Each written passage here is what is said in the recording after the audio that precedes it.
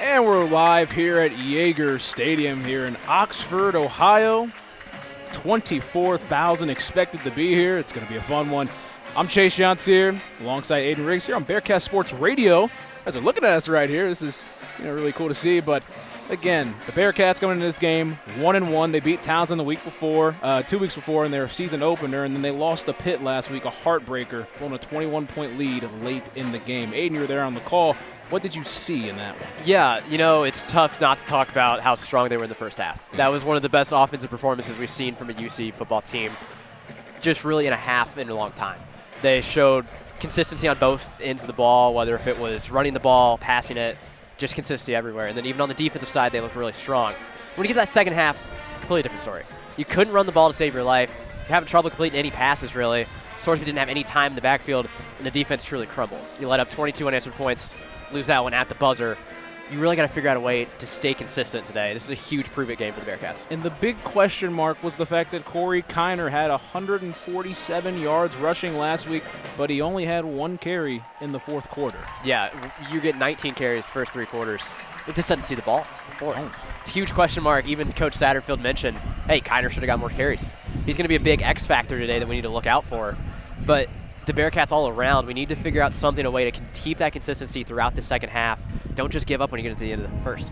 Yeah, and then on the flip side, you look at Miami. They played their first game of the season on August the 31st. They lost to Northwestern 13-6 at their newly renovated stadium that was formerly their practice stadium, but really nice spot for them. But Miami, they couldn't get offense going.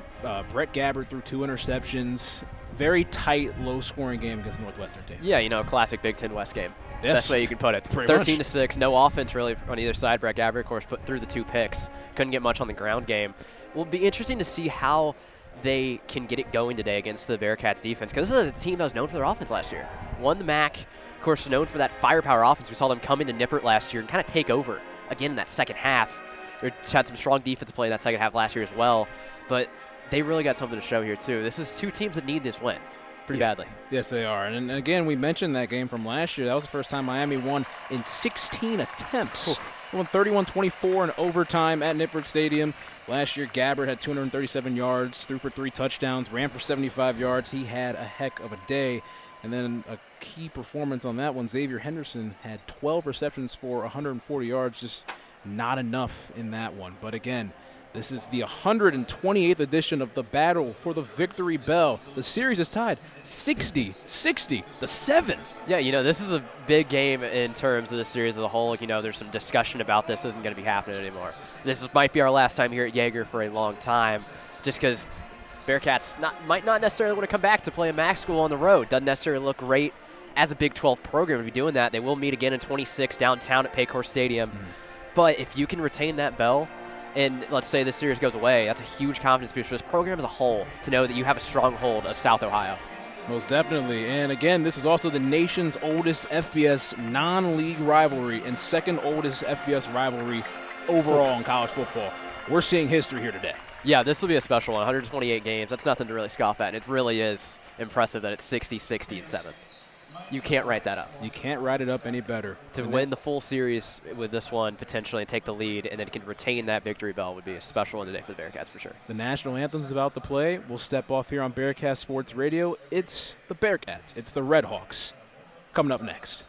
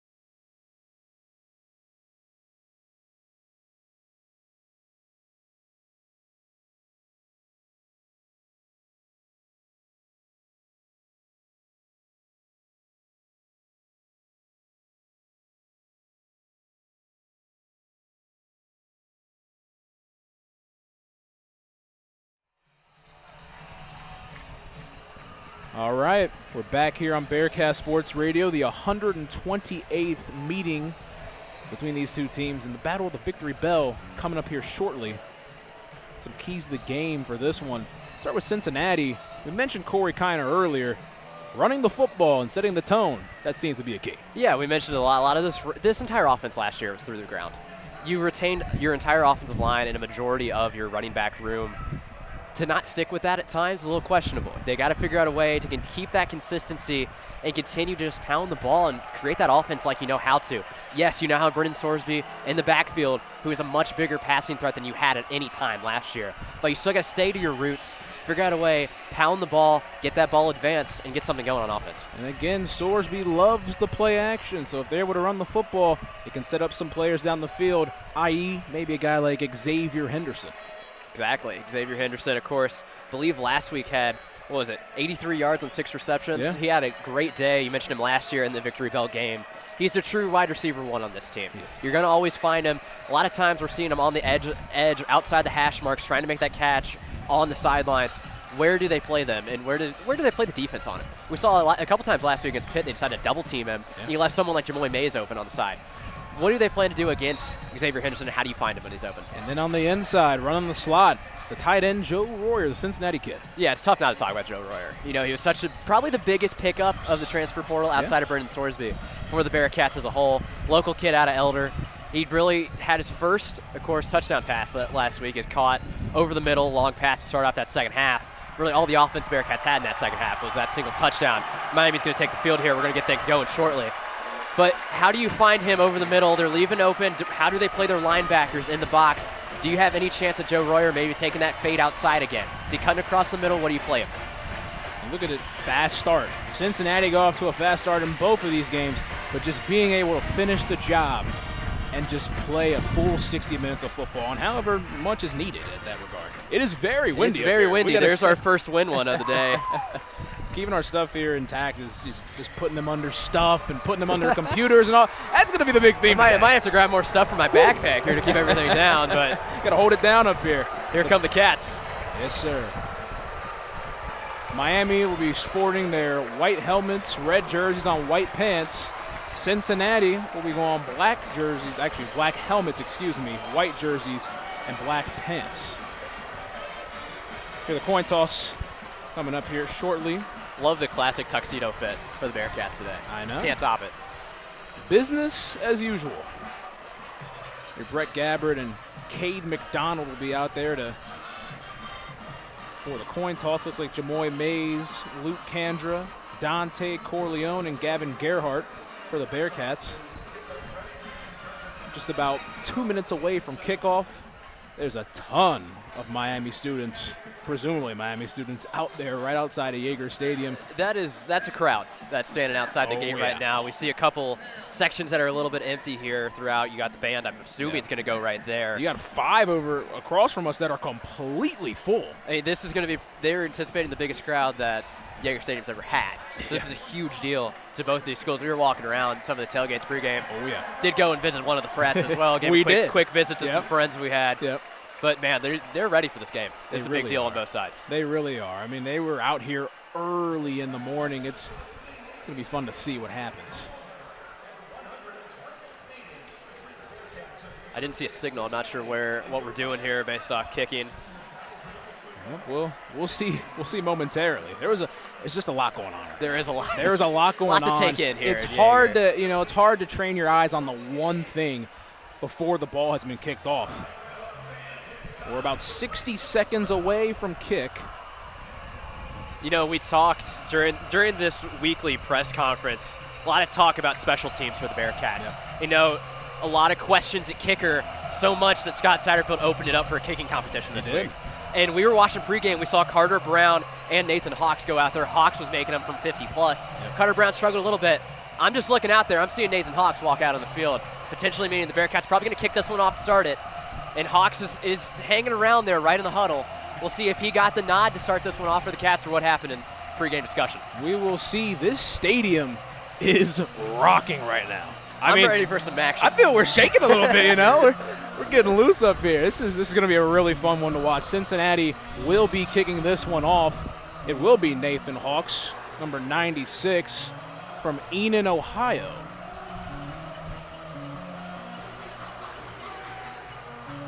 A lot of talk about what this game means. I think this means for the bell. I've seen that quote tossed around a lot by the coaching staff and by fans. This game means so much to the Bearcats to bring that bell back to Cincinnati, to then have it in 26 when you're playing downtown at Paycor Stadium. And you got to win this one. Who knows how many matchups we have left in this series. Exactly. Nathan Hawks will tee this one up. And back deep to return will be number 8, Kevin Davis. And we are underway from Yager Stadium. And Davis will get the kick about a yard deep in the end zone. Goes around the right side, gets through, but a big hit. And he is chopped down at around the 17-yard line, where Brett Gabbard, the 6th-year senior from St. Louis, Missouri, will walk onto the field with this Miami offense. Yeah, Gabbard in that first game against Northwestern, 227 yards, the longest pass was 24 yards, 59% completion. What can they do? He threw those 2 picks to Northwestern. Not a lot of offense gathered for them 2 weeks ago, actually. They had the off week last week. What can they do here to start off the game against Bearcats? They are 1st and 10 in the spread formation. 2 receivers to the top and the bottom of Brett Gabbard. In the gun. Quick screen out to McDonald on the left. McDonald has space. McDonald gets about 9 on the first play, and Miami ahead of schedule. Yeah, we see Miami running that quick screen off the bat, trying to get things going in the passing game. It'll be interesting how they divide things up here. We have Kevin Davis sitting in the backfield with Gabbard throughout these plays. What do they try and do? Do they try and attack the run down 2nd and short? Do they keep it in the air? Kevin Davis only had 1 carry in week 1.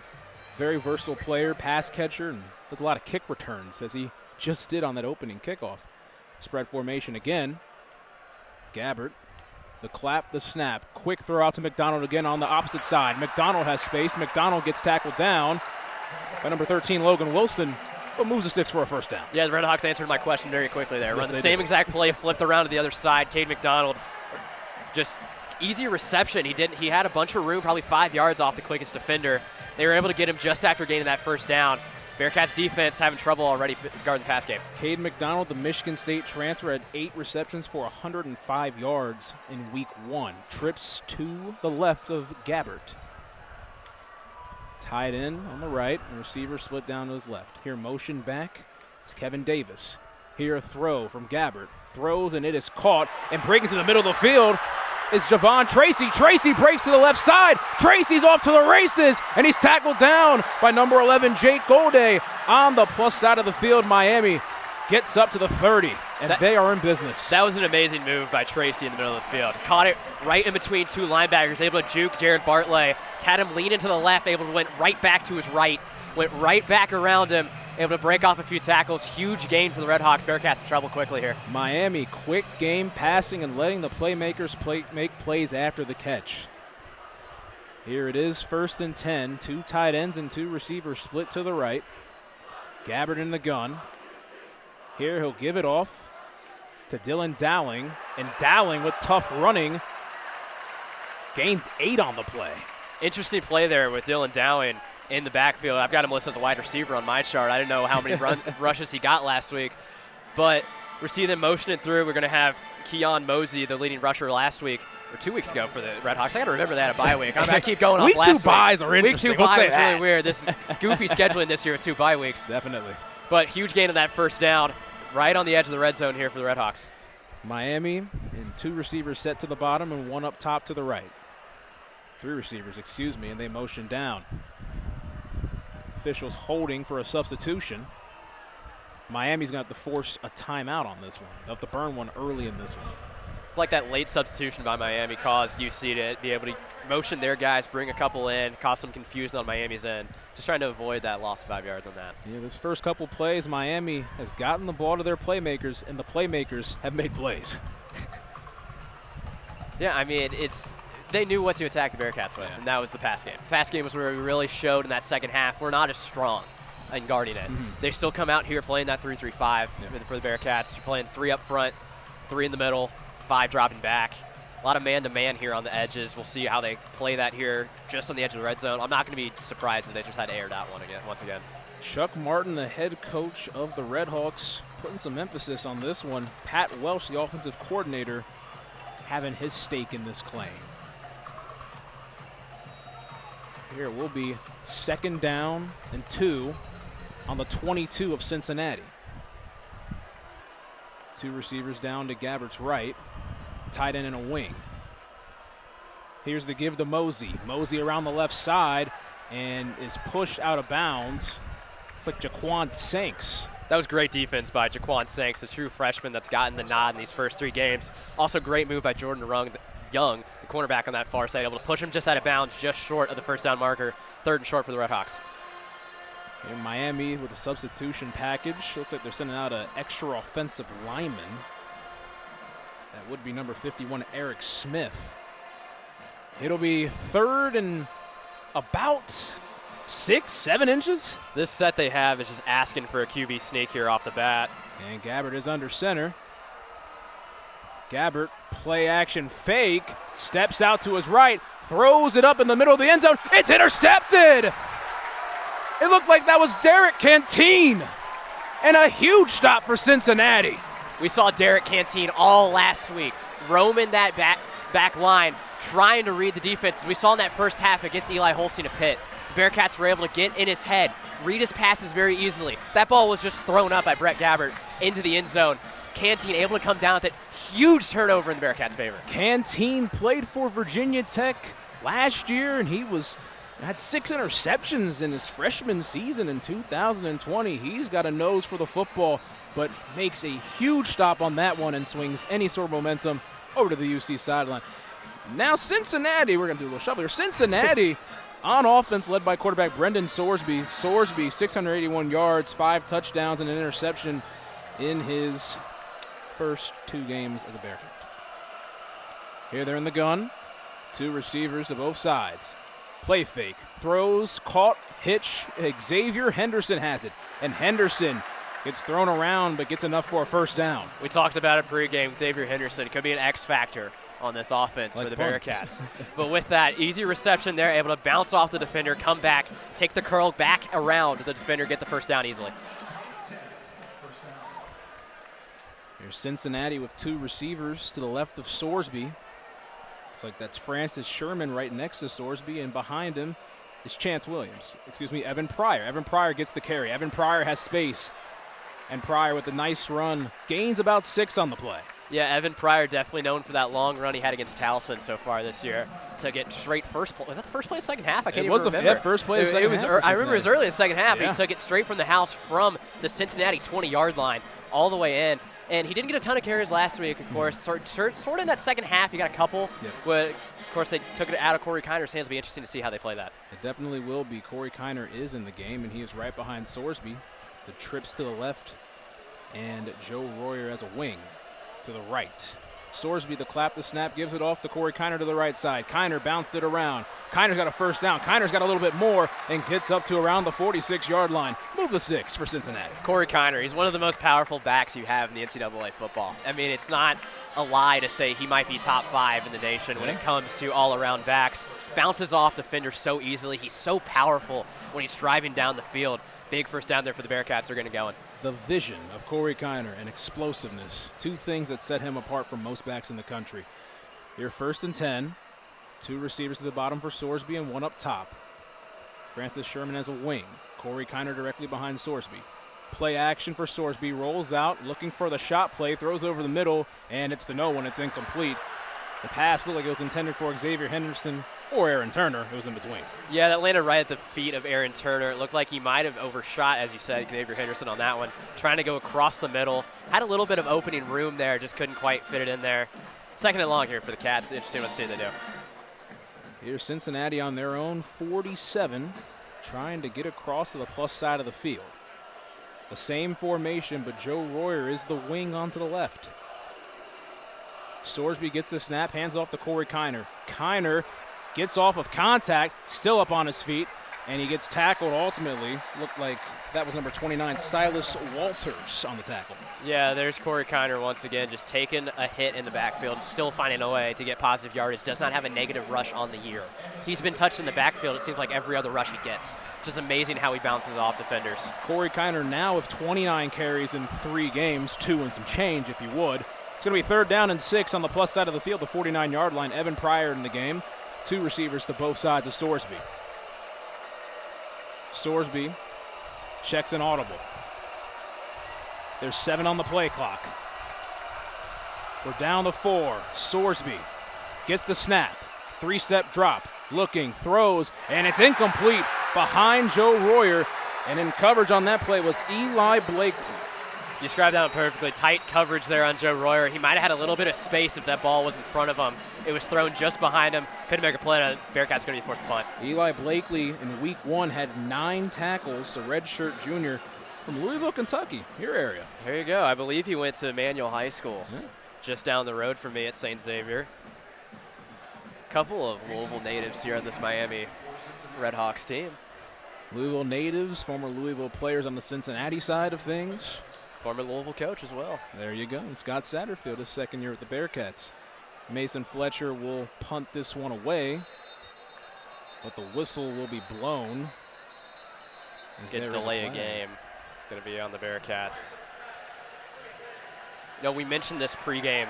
When you're going down away from the scoreboard, there is no time on this side of the field. There is a tiny little game, or not game clock, but play clock over there. The sun's kind of making that tough to see. Yeah. I will mention. I don't know if that's going to play a factor. Miami in the second and 4th quarter, we'll be heading down there. Say a 2-minute drive. You got to look behind you to see the time. That communication factor is going to be big from sideline to field. Mason Fletcher, that's a couple more yards to punt this one away. That probably works in his favor. Might help him a little bit. Here is the punt. Booms it away, and it does bounce in the end zone for a touchback. Hit it right at the goal line. That was an impressive punt. Just couldn't quite get the backspin on it. Yes, and we will take a break here on Bearcat Sports Radio. 0-0, 8:44 to go in this first quarter. Battle of the Victory Bell.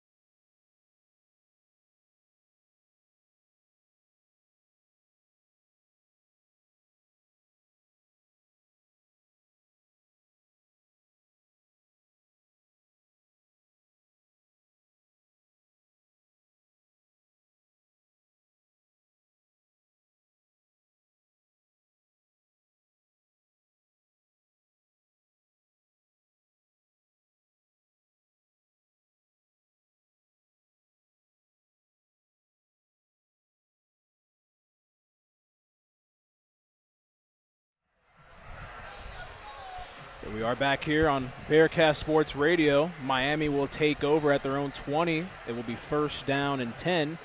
Both teams come away empty on the first drive. Miami moved down the field, but a Cincinnati takeaway was the big breaker on that. Yeah, Derek Cantine made the huge play in the end zone to end that drive for the Redhawks. Bearcats tried to respond, got a little bit of offense going early, couldn't find anything once they got to midfield. Let's see how the defense responds here for the Cats. Here, 2 quick catches for Cade McDonald to start this game off. The exact same play on opposite sides got Miami going, and a big catch by Javon Tracy. A lot of yak yards after catch. It'll be first down and 10. Gabbard in the gun. It'll be the spread formation, 2 receivers to both sides. Here the handoff to Mosey. Mosey stuffed. Mosey is stuffed right there, and that was number 22, Jonathan Thompson, the redshirt sophomore from Columbus, Ohio. Yeah, we haven't talked enough on defense about some of the injuries that they're kind of faced with today. Josh Meankin's not dressing today after an injury he had last week. I believe that's also on the interception he made last week. He might have got injured. And we also have defensive end Rob Jackson not dressing for the Bearcats he was in a either. huge elbow brace, and that is really concerning. One of the best edge rushers. Yeah, on the team. a lot of questions here, especially on the run game with Jackson out of the game. Dante Corleone, of course, in for the Bearcats. Going to have to play a huge role today. Here, Gabbard gets the snap, drops back, 3-step drop and throws out into the flat. It's caught by Dowling. Dowling makes a man miss, and Downing will get about 7 on the play. Set up third down and short, able to make a man miss. Real interesting how Miami is really loving that screen out to Gabbard's left. They've run that play at least 3 times, and it's always been successful. They've gotten at least 6 or 7 yards here. It's going to set them up with, what, 3rd and 2? Be interesting what they choose out of their playbook. See some personnel change going on here for them. Your 2 tight ends for Miami, 2 receivers to the right side as well. Gabbard in the gun tried the hard count. It'll be 3rd down and 2 from the 28 of Miami. 5 on the play clock. Gabbard gets the snap, hands it off to Downing. Downing is stuffed in the backfield. And a host of Cats get after Downing, and it's going to force Miami to punt. I believe I saw Logan Wilson and Kalen Carroll in the backfield quickly for the Cats there, able to corral him in the backfield. He got about a step after grabbing that ball before he was met by a Bearcat. Big 3-and-out there for the Cats defense. The Cincinnati run defense able to step up in that one, and they will have a chance to have some pretty good field position, barring everything going right on special teams. Back deep to return for Cincinnati. Going to give that to number 4. I think that's Tyron Smith out there. It is Tyron Smith out Here's there. The punt for Miami. Send it over to the right side. It's caught by Tyron Smith. Smith breaks 2 tackles, cuts back, trying to find a lane, but he's stacked up. Forward progress will get him to about the 37-yard line. Good starting field position for Cincinnati on this drive. Yeah, it'll be interesting what the Bearcats can do out of that 3-and-out. Do you get a little bit of momentum building off that one? What can you do to then break through this defense of the Redhawks?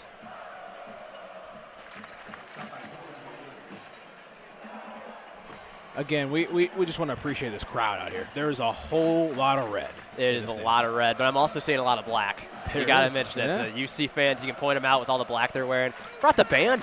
Yeah. The band traveled from Clifton, came down here. I've never seen both bands on the same side of the field before. It is interesting. That is a new one to me. Yeah. But this Miami student section is really just impressive. How much they filled in this place. The Domino student section as it is across the way. But you still look out, and there's still a fairly good crowd out there at the tailgates. It definitely is. I mean, Miami's band is directly across from where we are on the opposite side, in between the 20 and the 30-yard line. The Cincinnati band to the far side in the corner of the end zone. I mean, it is interesting to see 2 bands on the same side. Really impressive, too, how UC was able to squeeze into that tiny section. Yeah, I was about to say. That might have been a little bit of a power move for Miami, putting them in that tiny, tiny section. But you see a pretty good section, too, of red and black for the Bearcats right next to it in that corner. We saw some parents down there when we were walking the field earlier, talking to the cheerleaders and everything. And, I mean, UC is really excited to be here for this game. They definitely are. It's a different kind of feel than being in the Big 12 now. Going to a place like a MAC school like Miami right up the road. You know, there's a lot more anticipation for this meeting of the battle of the victory. You know, we were talking about it pregame, too. This is the only road game for the Bearcats that's probably within 8 hours driving at minimum. Yeah. The Bearcats in the Big 12 play are going to be traveling all over the place. Last year, of course, they had the Pitt game non-conference, which was fairly close for a road game. But still, I mean, this is a big deal to fans that want to see this team play on the road. And with this being such a big deal for not only the series as a whole, just this team. Yes. This team badly needs this win just as a confidence boost. A lot of the talk in the post-game press conference last year was, we're not going to let what happened last year happen this year. Yep. Last year, after the Miami game, when they took that terrible loss in overtime, the team spiraled and spiraled, never truly recovered. The team was very adamant about, we got to bounce back after this rough Pitt loss, defeat our rival in Miami, and keep building as you get into Big 12 play. They do play Houston next week, next Saturday at the same time at noon. You can find that game here on Bearcat Sports Radio. Christian Pagan, Justin Diedrich will be on the call for that one. It'll be a fun one with Parents Weekend. Yeah, it will be. My parents will be here. Mine will as well. There we go. Cool. Here, Cincinnati, the offense will come onto the field. It will be first down and 10. Ball spotted at the 37-yard line. Personnel, Xavier Henderson in the game, as well as Jamoy Mays at receiver.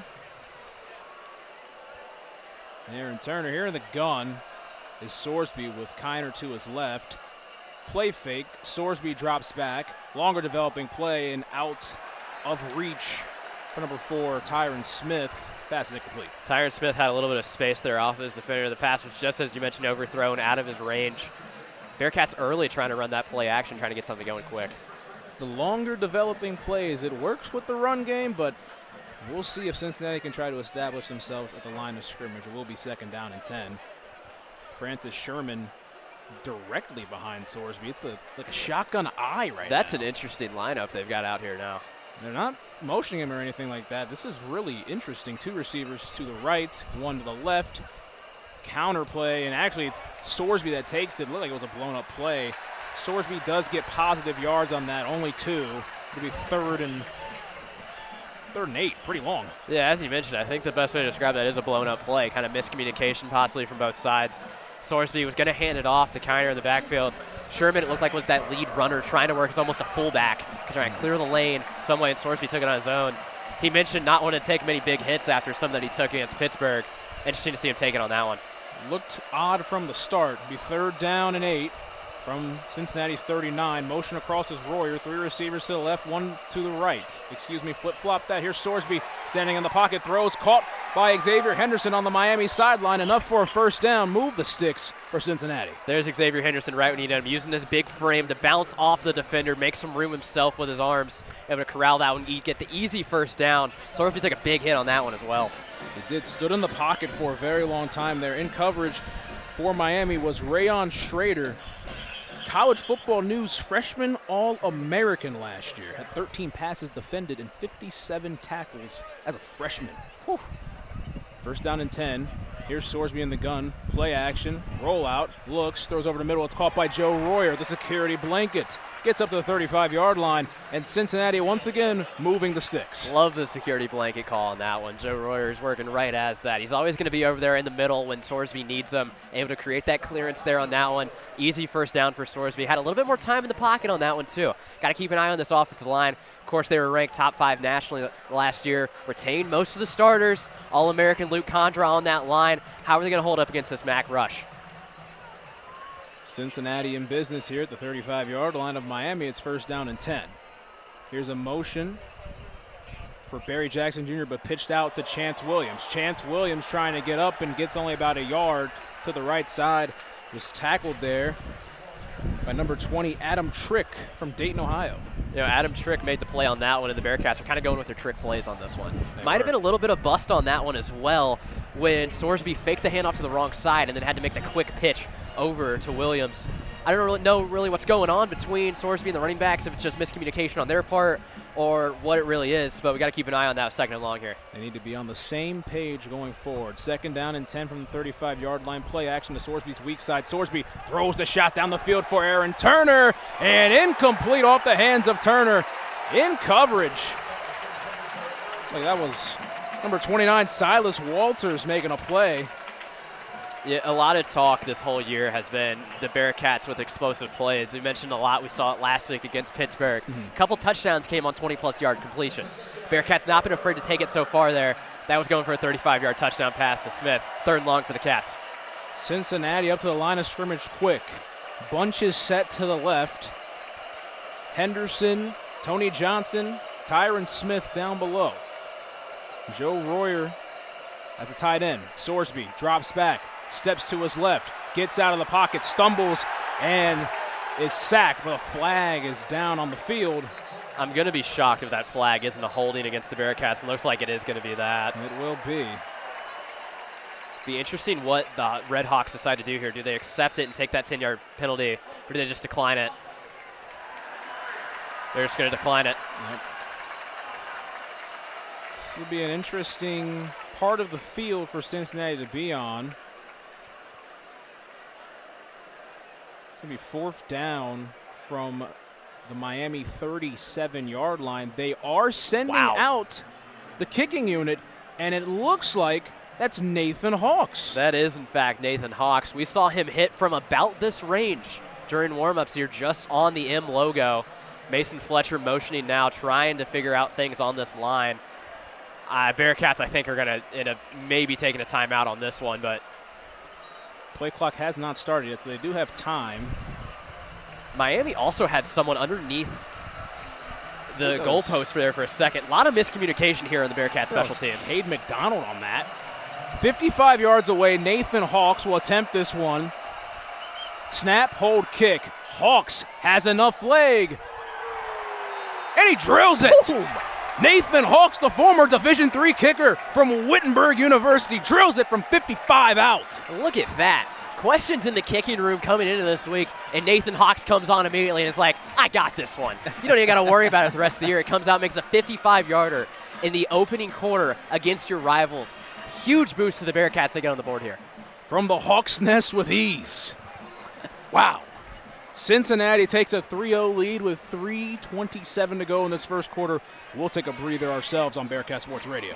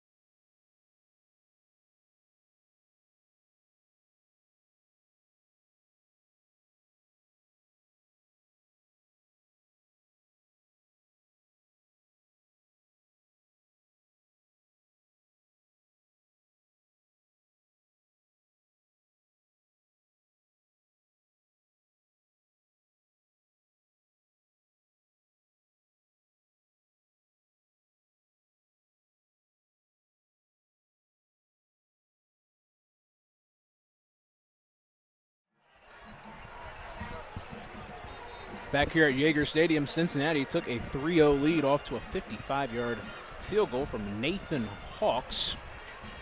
He will also be the one kicking this one off. Cincinnati put together a pretty good drive, kind of stalled out when they got to the plus side of the field. Was able to get 3 points on the board and take the advantage.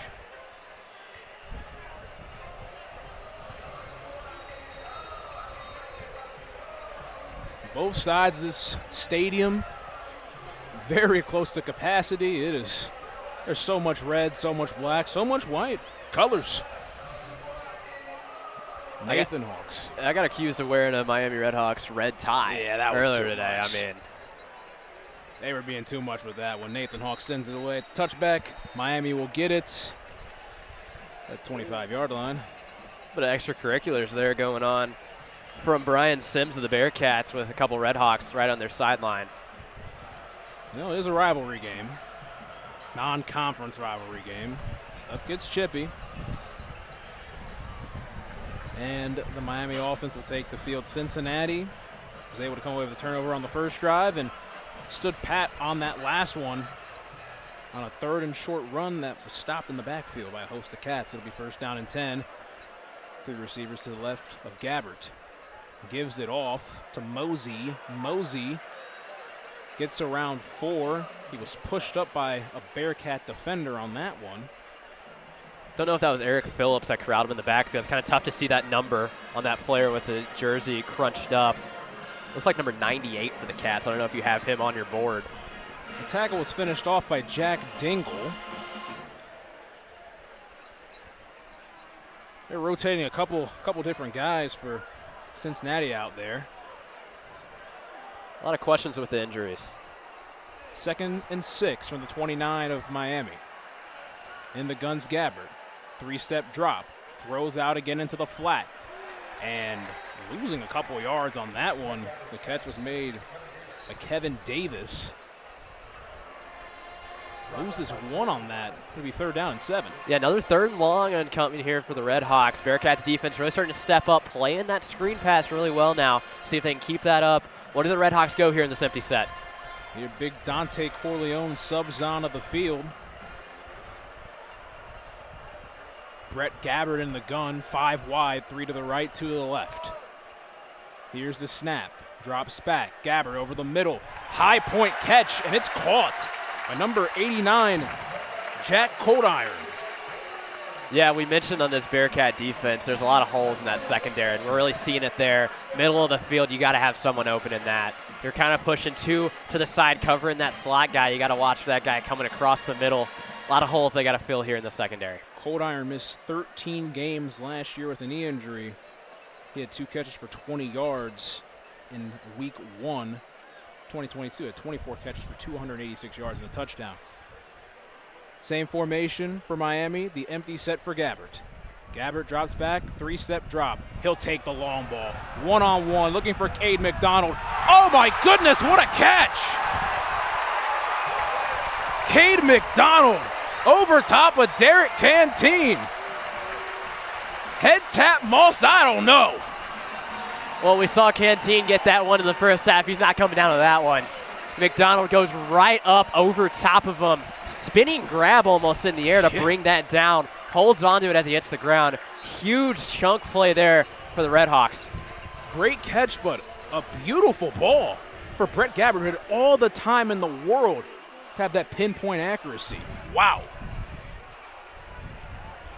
Miami's in business. The ball is at the 16 of Cincinnati. It'll be 1st down and 10. It's another delay of game. Delay of game for Miami. Head coach Chuck Martin is fired up about that. It's the 2nd delay of game we've seen so far here in this first quarter. Of course, one on both sides, but still interesting thing to watch. In this situation, you have play clocks on both sides of the field and only 1 clock up top. Not saying it has anything to do with it right now, but you think you want to play to your advantage. Here's Gabbert, gives it off, and sprinting up the hole was Kevin Davis, but he was knocked back pretty hard on that one. Took a huge hit there from those linebackers for the Bearcats. That might have been Jonathan Thompson in there along with Mekhi Miller. But the Bearcats really starting to tighten up there on their run defense, not giving the Redhawks much to work with at all. That's going to be the end of the first quarter, though. We'll see what happens here as they start the second. Miami will be in business. It'll be 2nd down and 10 on the 16 when we get back on the other side of this break.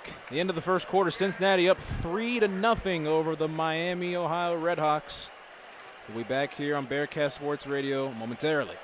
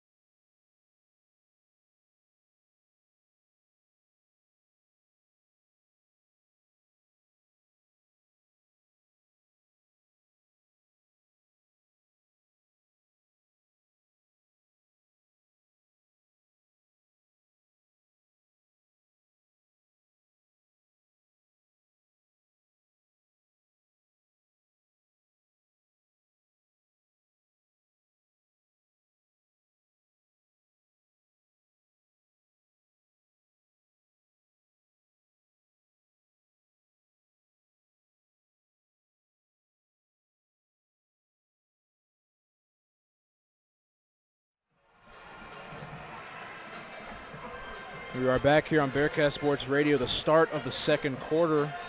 Begin here momentarily. Chase Yance, Aiden Riggs right next to me. Made the trip to Oxford early this morning. Yeah, just about a 50-minute drive up from campus. We left around 7:30, got here, walked around, as we said. Big crowd on hand. We talked to people at the tailgates, went to a couple frats here on Miami's campus. Met some old friends that we had here. It's been a fun time so far, though. It definitely has. It's been a full day of events, to say the least. The biggest event here on the football field. It'll be 2nd down and 10 from the 16-yard line. Miami, the spread formation. Gabbard in the gun. Gives it off to Davis. And Davis will get around 4. They bring up 3rd down and 6 from the 12. Those big guys up front for the Bearcats, led by the Godfather, Dante Corleone, not letting Miami get much going on the run game at all. Meeting them at the line, maybe letting them get 2 or 3 yards. Saw them get 4 there. Doing a real strong game here of shutting them down on the run, making them go to that pass game, see what they got against you. Corleone came back last week against Pittsburgh, made his presence felt. It's 3rd down and 6. Motioned into the backfield is Davis. Here's Gabbard looking, throws the corner route, and it's too far, incomplete In coverage was number 13, Logan Wilson for the Bearcats. Looking for his number 1 receiver, Cade McDonald, on that one. Just overthrew him too much. That ball, I don't even think it was catchable if McDonald was open on that one. Tight coverage from the defense of the Bearcats there. I think in coverage, was that Derek Canteen once again? Might have been. I think it was Canteen. I think it actually might have been Logan Wilson. It might have been Logan Wilson as well. Either way, Bearcats force a field goal attempt here for the Redhawks. You're kicking this field goal. Kellen McLaughlin, the holder Alec Bevelheimer. The snap, the hold, the kick is up, and it's true right down the middle for McLaughlin. We're going to tie game 3-3 with 14-13 to go. Yeah, Kellen McLaughlin, this Trinity High School graduate out of Louisville, Kentucky. Had some nice matchups with him, with my school, St. Xavier High School out of Louisville as well. He is a strong kicker. He lived in our nightmares for a little bit sometimes, was all that he did against us. But no, an interesting note about Miami's roster as well is that there's a lot of local kids from the Cincinnati area on this roster. Yeah. A big question that UC's had recently is, can you recruit in that local homegrown area? You get teams like Miami coming in and stealing your players, it's not going to sit well with you. A big question for the Bearcats as a whole really is recruiting at the moment. We had a little bit of a rough go yesterday, a big decommit in the class of 25, I believe. Might have been 26, can't remember which one he was.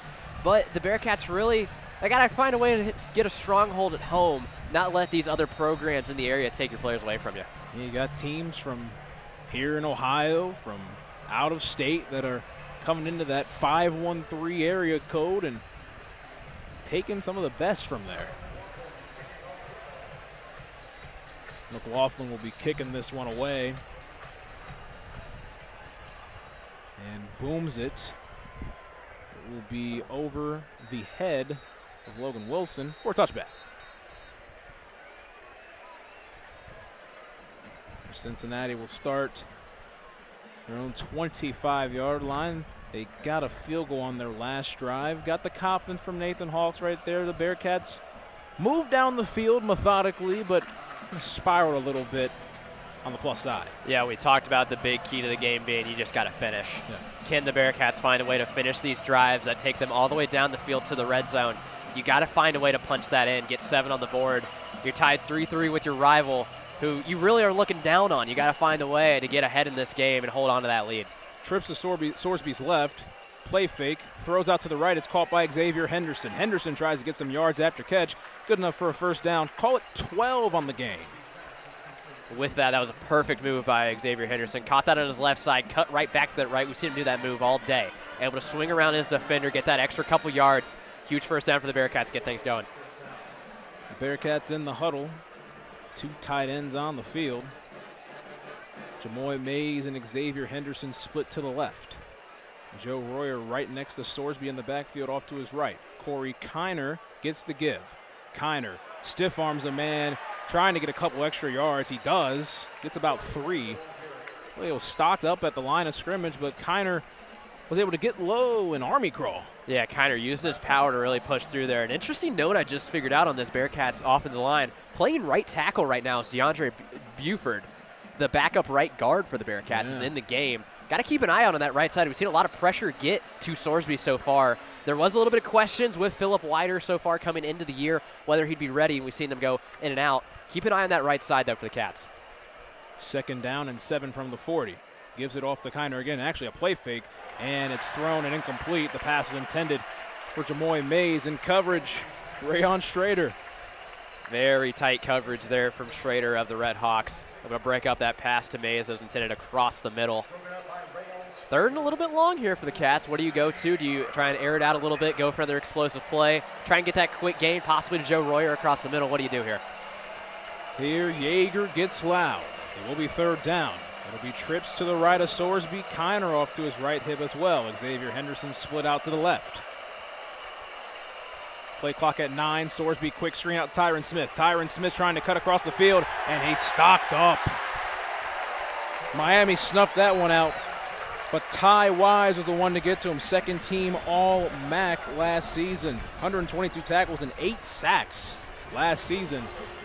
Made a big play right there. Yeah, you're trying to just switch things up a little bit if you're the Bearcats there. Trying to run that quick screen. You haven't really ran much behind the line of scrimmage so far today. he was met immediately by at least 4 Redhawks in the backfield. Couldn't get anything off it. You're going to have another punt come out.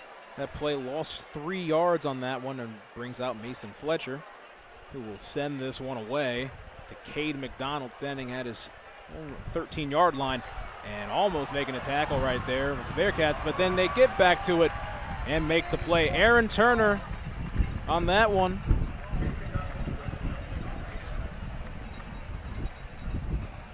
Here it is, getting a little windy up here at Yeager, but we will take a breather ourselves. 12:10 to go in the first half. It's 3-3. Miami will have the ball at their own 13-yard line. We'll be back here on Bearcat Sports Radio.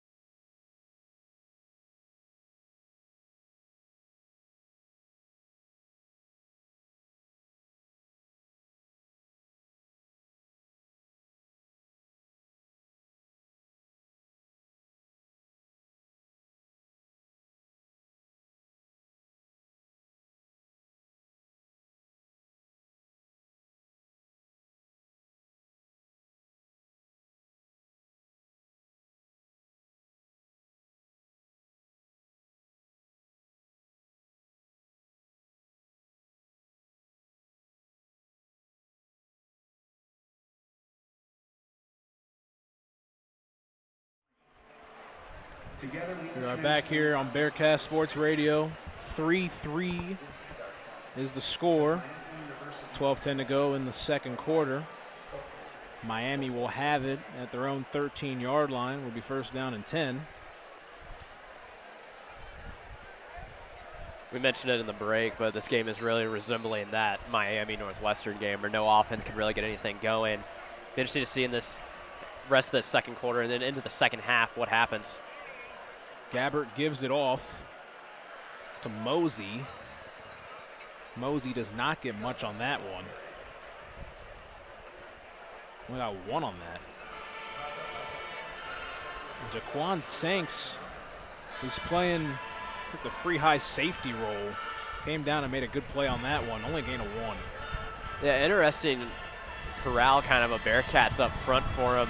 Leading that rush is number 40, Kamari Burns. Dante Corleone out of the game. Don't know if he still possibly is on a snap count like he might have been on last week. We'll see how much playing time he gets. Gabbert gives it off again, trying to slither his way through.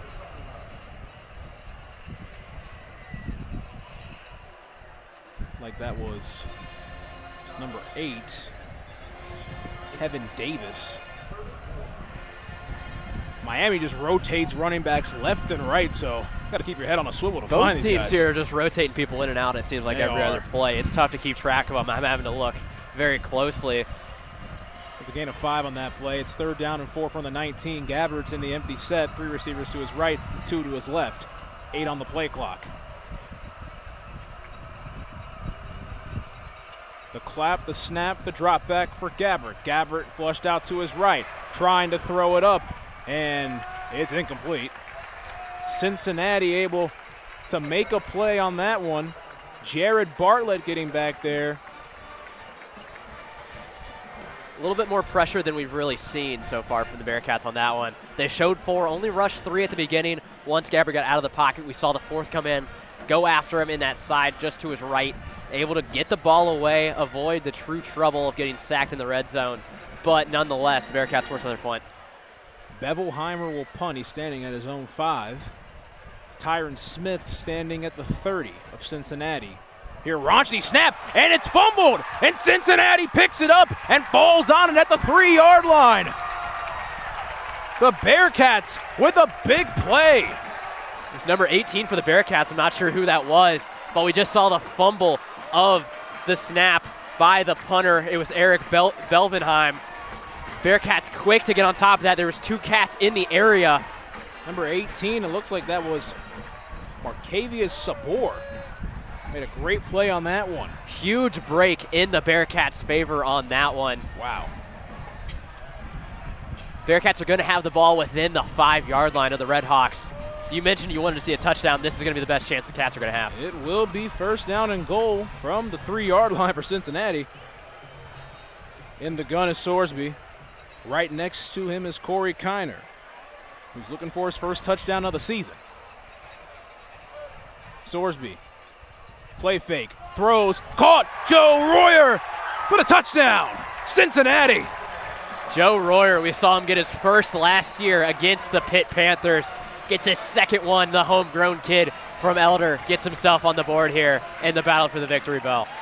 The former 4-star tight end scores 6 on the board for Cincinnati.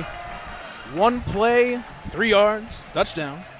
We'll take it. Quick and easy drive for the Bearcats. Can't write it up any better. Nathan Hawks will be out to attempt the extra point.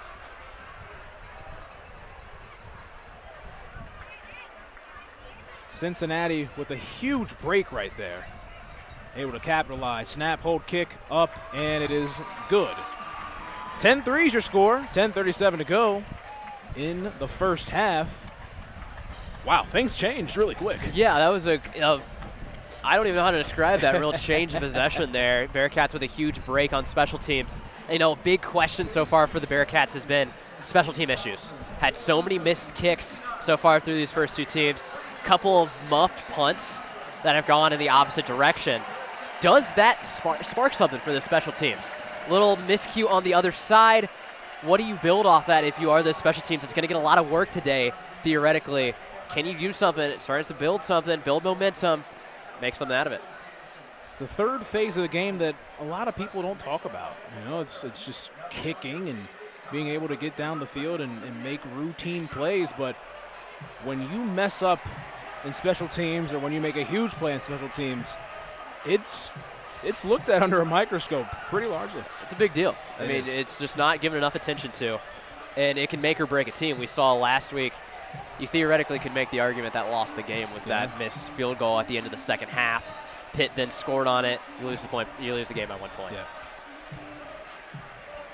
Again, the special teams right there gave the offense a very short field, got out in 1 play, and scored a touchdown. The defense playing with the lead, a 7-point lead that is, maybe gives the Bearcats defense a little more optimism and a jolt of life. You know, that's definitely a huge confidence boost to Brendan Sorsby. Of course, last week he only had that single touchdown in the second half to Joe Royer. But he gets a quick one here, easy fake handoff to Kiner there. Also, it's saying that Kiner doesn't have a touchdown on the year. It is. With how many points this offense has put up, they've put up the 5th most yards, I believe, in FBS throughout the entire season so far. Kiner is the leading rusher on this team, still doesn't have anything in the end zone. It's really impressive how kind of pass-heavy this offense has been when it comes to putting points on the board. But we'll have to watch out for him, and huge props to Joe Royer on that one. Hopefully gets his confidence back up again as well. Got to build. You have this 10-3 lead. 10:30 remain this second quarter. If you can go into half with at least a 2-possession game, you're looking good.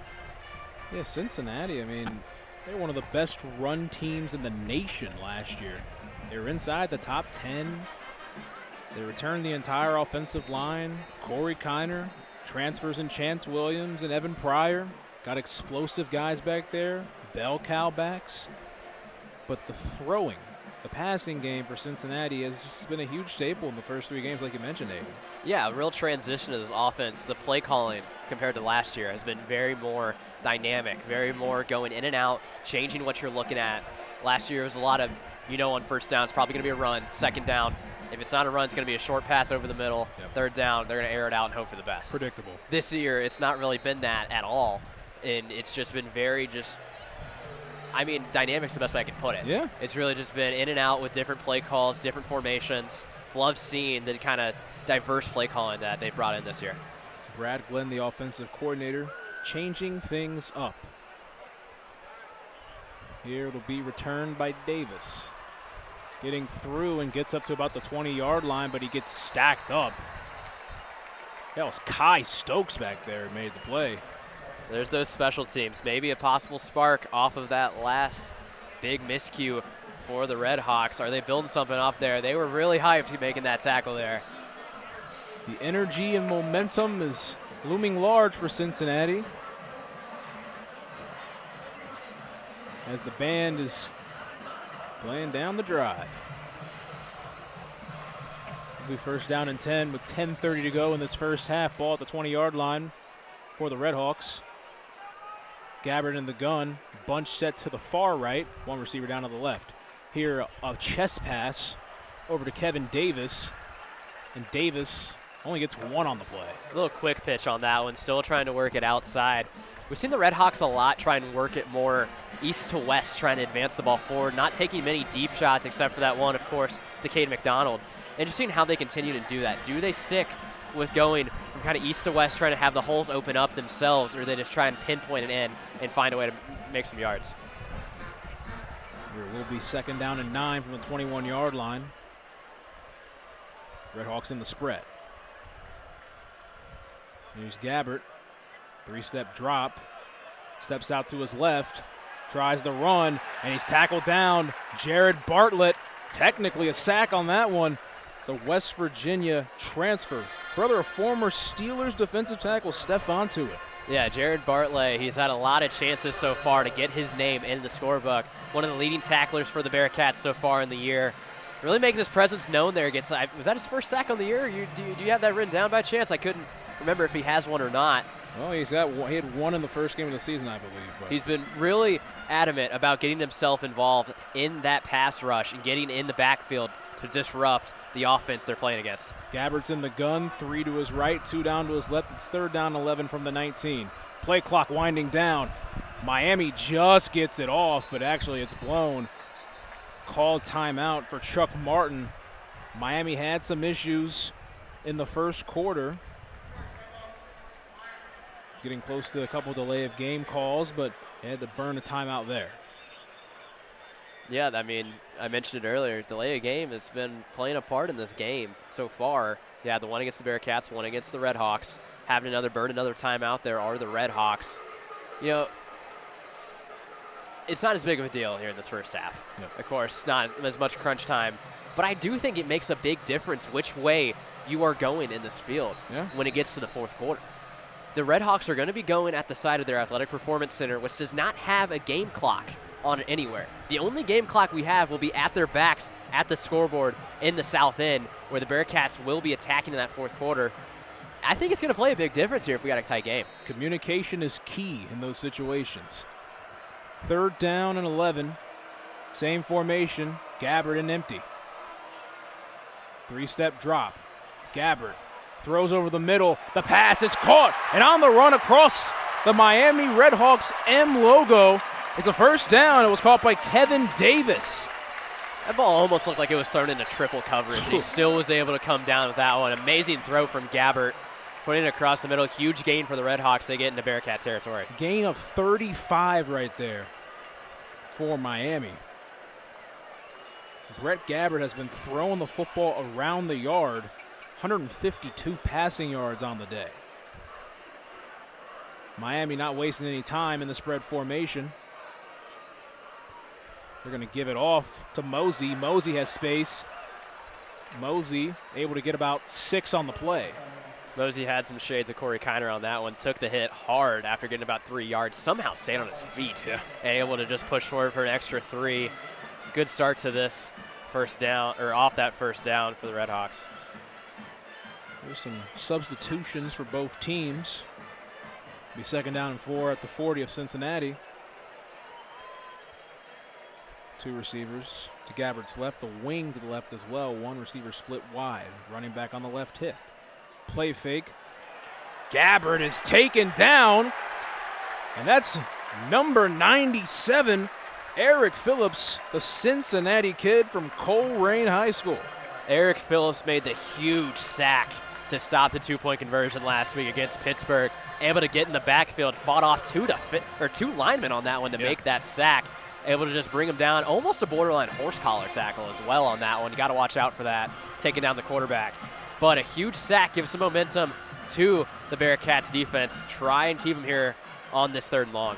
They got Gabbard up pretty high on that one, able to come away with the sack. 3rd and 11 from the 47 of Cincinnati has Miami. Gabbard throws the screen pass, and it is snuffed out. Snuffed out right there by number 31, Simeon Coleman. Coleman meets him right at the line of scrimmage, keeps him from getting any yards on that one, on that little check down. That's going to force another punt for the Redhawks, and you got to be careful if you are the punter for the Redhawks here. Is number 35, Alec Bevelheimer. I mean, it's got to be in your head based off that last play. Coleman, a 6-foot, 230-pound freshman, has 6 tackles on the year and a tackle for loss. Mark that up as another. Bevelheimer will punt it away. Short punt to the left.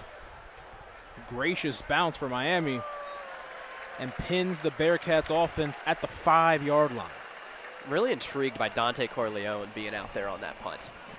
Interesting move there from the Bearcats coaching staff. I just wouldn't expect for him to be out there on a special teams play like that. I feel like we've mentioned before that a lot of starters on both offense and defense have been on special teams. Well, Xavier Henderson makes a big deal of it. Yeah. He loves being a gunner on the special teams unit for the Bearcats. He mentioned it in his post-game press conference against Towson, how he almost loves making big plays on special teams more than he does on offense, because it makes such a big impact in getting your whole team going. It's a real interesting note that the Bearcats do that. A lot of receivers that get playing time are in there as well. Some linebackers, again, with mentioning Dante Corleone being out there, was quite interesting. We saw last year Corleone went in on offense a couple times on that offensive line. Him and Jawan Briggs. That game we were calling where they loaded up the line on the goal line. Ended up, I believe that was a Corey Kinder touchdown where he knocked it in on that one. But it's really just everyone's buying in on each side. And you're really seeing it this year. They got to believe and they got to be willing to do whatever they need for this team to succeed. And a lot of the talk after the game last week against Pittsburgh was, hey, right when they got into the locker room, those older guys all stepped up and were like, guys, we're not going to let this break our season. This is just going to be a little hiccup in the road. We're going to keep developing. We're going to keep improving as the year goes on. We can't let this get behind us or get in front of us and keep us from doing what we want to do, of getting to a bowl game and competing truly in the Big 12. Cincinnati this year having one of the weaker schedules, presumably in a preseason sense. We're going to try to take advantage of that going forward. A win today would be huge. And that's some of the history in the battle for the victory bell. The first game between these two teams was played on December 8th of 1888, that is. Marking the first college football game played in the state of Ohio. Whew. Look at that. Dusting off the old history book. I mean, we're going deep into the history book on that one. This is also the first time that these two teams have played in Oxford since September 16th of 2017. Yeah, we were talking to people pregame, and they believe that this will be the biggest crowd in Yager Stadium history. Just, it means so much to both of these programs when they play each other. Heard some fun chants coming earlier as well from the Miami student section about UC. But, you know, it's just a great rivalry. It is. It's two teams that don't like each other at all. And you can tell when they're playing against each other. A little bit of extracurriculars happening after the whistles. And it's a big prove-it game for both of them as well. You know, when you look at it now with the Bearcats being in the Big 12, a lot of MAC schools that play them would be considered a bye game. The Bearcats don't treat it as a bye game. They treat it as a rivalry game. Yep. You got to give it your all. You can't go through your entire roster and count on them to get playing time. You know Miami's going to give you everything you've got to get that bell back here in Oxford. The series tied 60-7, trying to break the tie today. One of these teams will. Be first down and 10 for the Bearcats at their own 5-yard line. Sorsby, play fake, throws quick, caught on the screws by Xavier Henderson. Henderson gets 11, moves the sticks. More breathing room for the Bearcats. Xavier Henderson is the definition of wide receiver one for this Bearcats team. Oh, yeah. Every single time that you're going to go into the backfield, Sorsby's first look is right at Henderson. If Henderson's open, he's going to get the ball to him. I got to mention his older brother, C.J. Henderson, former first-round pick, plays for the Texans now. I wonder what those receiver-corner battles, one-on-ones would look like at Thanksgiving. The Bearcats give it off to Corey Kiner on the left side. Corey Kiner lowers his shoulder and keeps going. Yards after contact, Kiner gets 8. Corey Kiner using his strong power to just force himself to gain some yards on that one. Interesting note on Joe Royer was going across the field there on that screen, or on that motion rather. He had to stop for a second. I don't know if you saw him jump up on that one, almost caught the snap with the timing. Able to avoid a potential costly mistake for the Bearcats there, but a good gain by Kiner nonetheless. Royer had to pump the brakes on that one. Trips to the right for Sorsby. Tight end to the left. Sorsby in the gun. Drop back.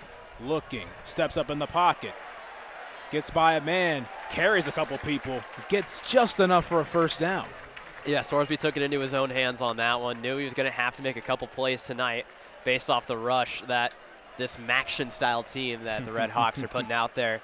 Able to just take it in his own hands, get the first down for the Bearcats. Don't you just love Maction? I love me some action.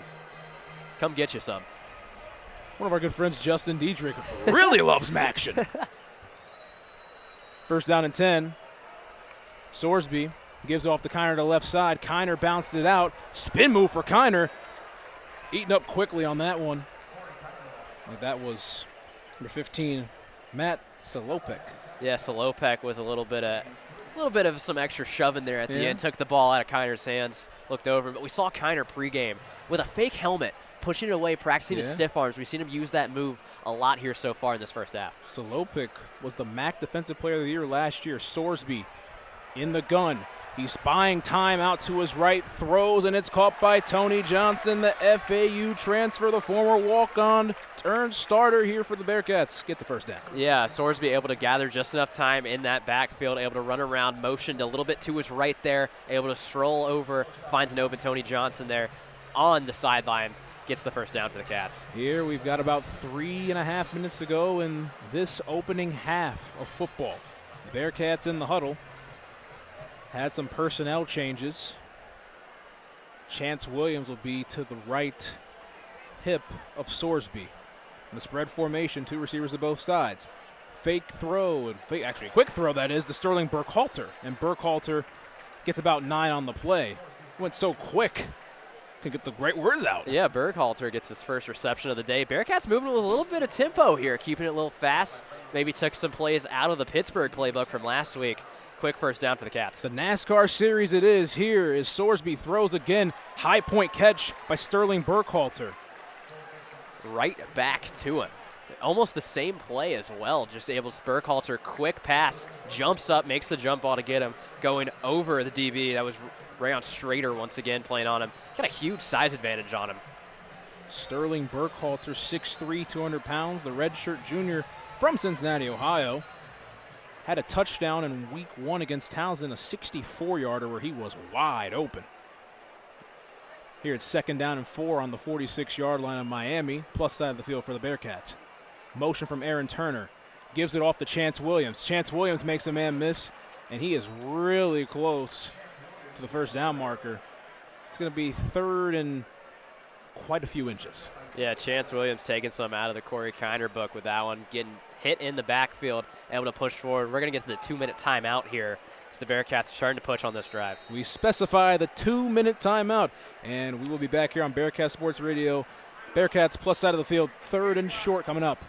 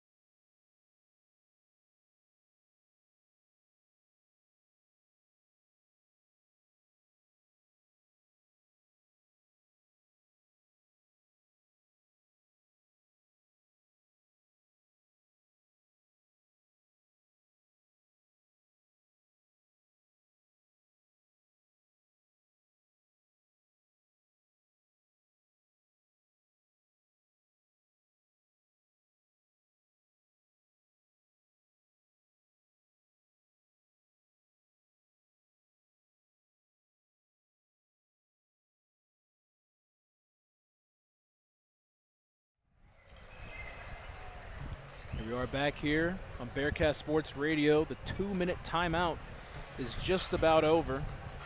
It's going to be 3rd down and 1. A yard might be a bit of a stretch right here. Yeah, we talked a lot, too, about the Bearcats just needing to finish things off, and this is going to be a real test here. Back in that final 2 minutes of the first half, how do you finish this off with the ball in your opponent's territory? You're pushing towards the red zone. 3rd and short, just got to get this past the line here, and you'll have it. What do they go to? Is it going to be Corey Kiner, or does Sorsby take it himself? Here, the package on the field will be Francis Sherman and Joel Royer to the left side. Corey Kiner will be on the left hip of Sorsby. Jamoy Mays and Xavier Henderson to the right. Mays in motion across from right to left. Here's Kiner. Kiner breaks through. Kiner has just enough for the first down.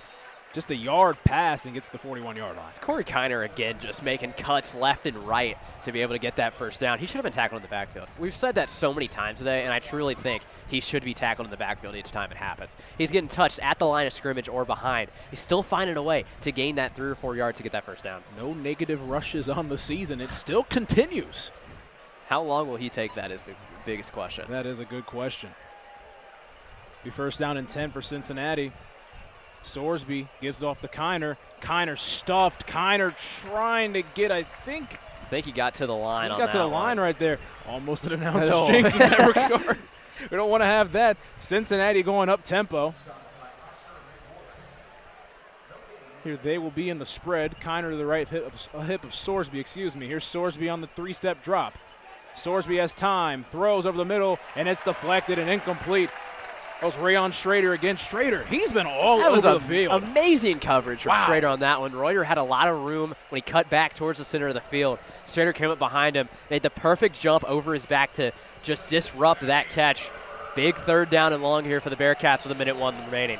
Royer is no small target at 6'5", 255 pounds. Rayon Strader, only 6 foot, 182 pounds. It will be 3rd down.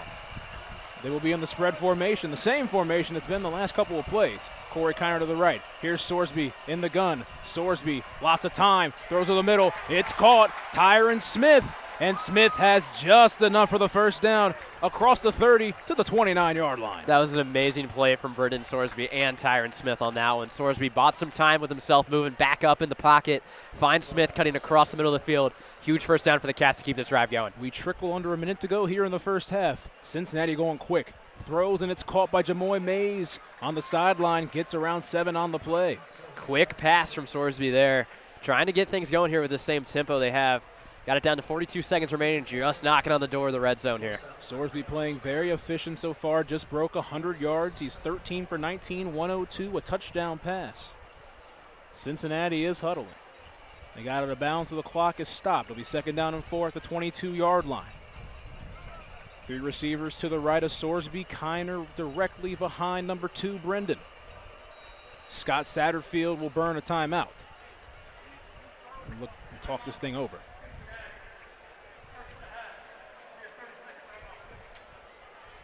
You know, Satterfield's got 3 to use here in this first half. He might as well use them when he can.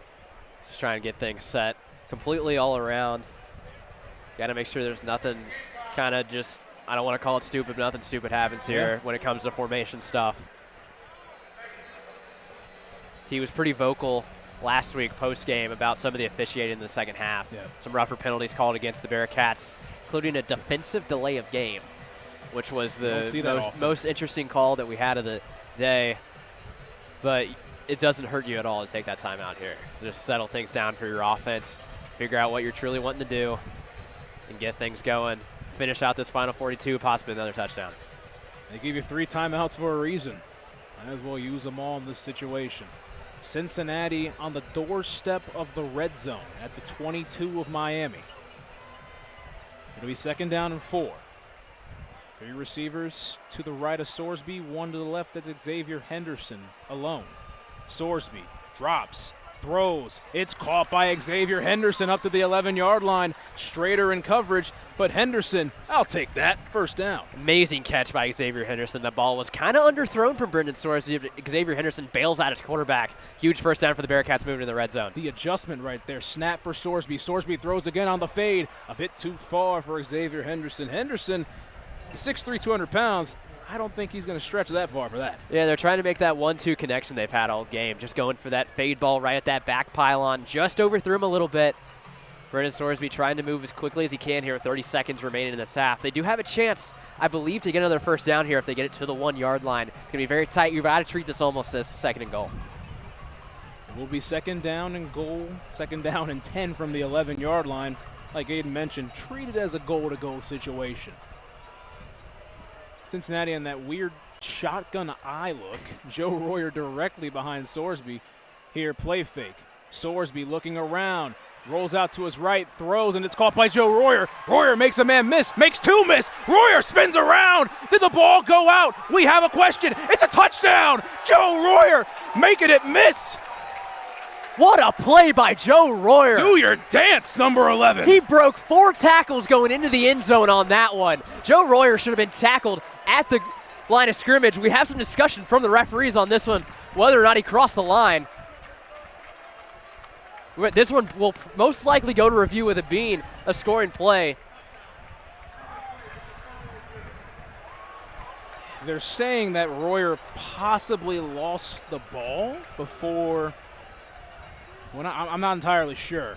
I had a rough angle through this glass on where it was of if he was in bounds in the first place. I couldn't even get a grasp on where the ball was. I figured he fell into the end zone. Nevertheless, what a play by Joe Royer. He broke 5 tackles going into the end zone there. Somehow staying on his feet. Wish you guys could see it, but wow. They're going to have to go to review on that one. Would love to get a shot on the scoreboard to see how that looked.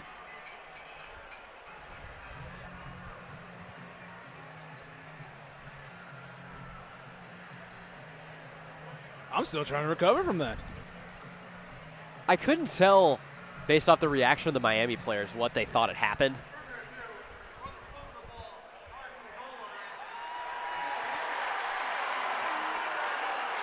Well, how things change. Wow, that's a... Joe Royer fumbled the ball before he crossed the plane, and the ball went out of the end zone for a touchback. What a change in that 10 seconds. Bearcats had as much momentum as you could get, getting that touchdown right before the start of the second half, where you will start out with the ball as well. Yeah. You could have gotten a huge swing of momentum in your favor. Instead, Joe Royer just fumbles the ball before he crosses the goal line, and it goes out of bounds in the end zone. Miami will not take any chances here. They will just kneel this ball, kneel it down to the ground. And we will go to halftime here from Oxford. Huge blow for Cincinnati. Could have went up 2 scores going into the half and having the ball to start the second half. Like I mentioned on the positive side, they do have the ball to start the second half, but at a deficit. Yeah, you know, that one hurt. You thought you were going to go into the locker room up 2 possessions against one of your biggest rivals. Instead, you only got a 7-point lead. You're leading this one 10-3. Yep. You got 20 minutes now. You got to find a way to regroup. How are you going to come back out here? Start out strong. The second half has been the story all year for the Bearcats, even in that first game against Towson. Second half just wasn't as strong. It wasn't. You just didn't have that same offensive firepower you had in that first half. And last week was just last week. I don't know how much else we need to say about that one. You got to find a way to keep pushing forward. A lot of discussion. I believe that's Scott Satterfield actually doing his interview right now. Pregame. I thought that was the referees out there at midfield for a second. I was like, yeah, a little confused on that one. Very confused. But still, Bearcats get 20 minutes to regroup. How do they come out in the second half and get things going? 10-3 Cincinnati up over Miami, Ohio. We'll be back here on Bearcat Sports Radio once halftime is through. We'll see you guys on the flip side.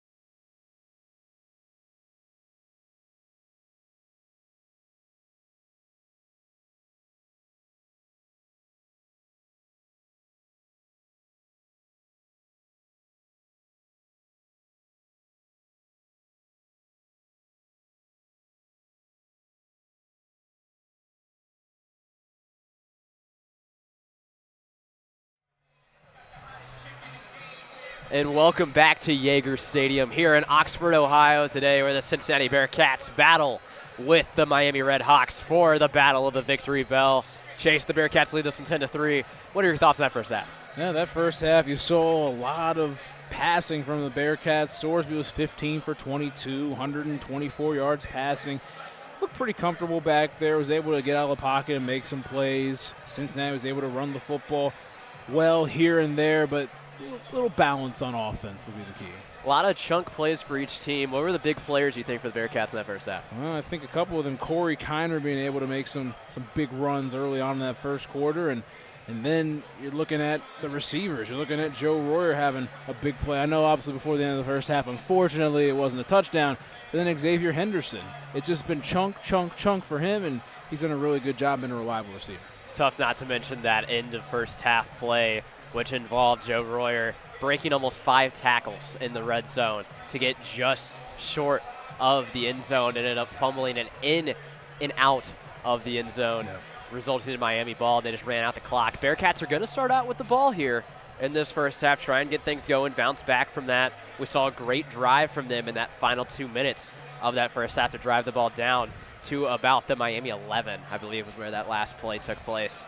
So lots of build off here, the Bearcats. Yeah, it was a methodical drive in the last 2 minutes. They ran the ball, and then once they got the 2-minute timeout, they played a little more pace. They were throwing the football quick. They were getting it out. They were letting the playmakers make plays.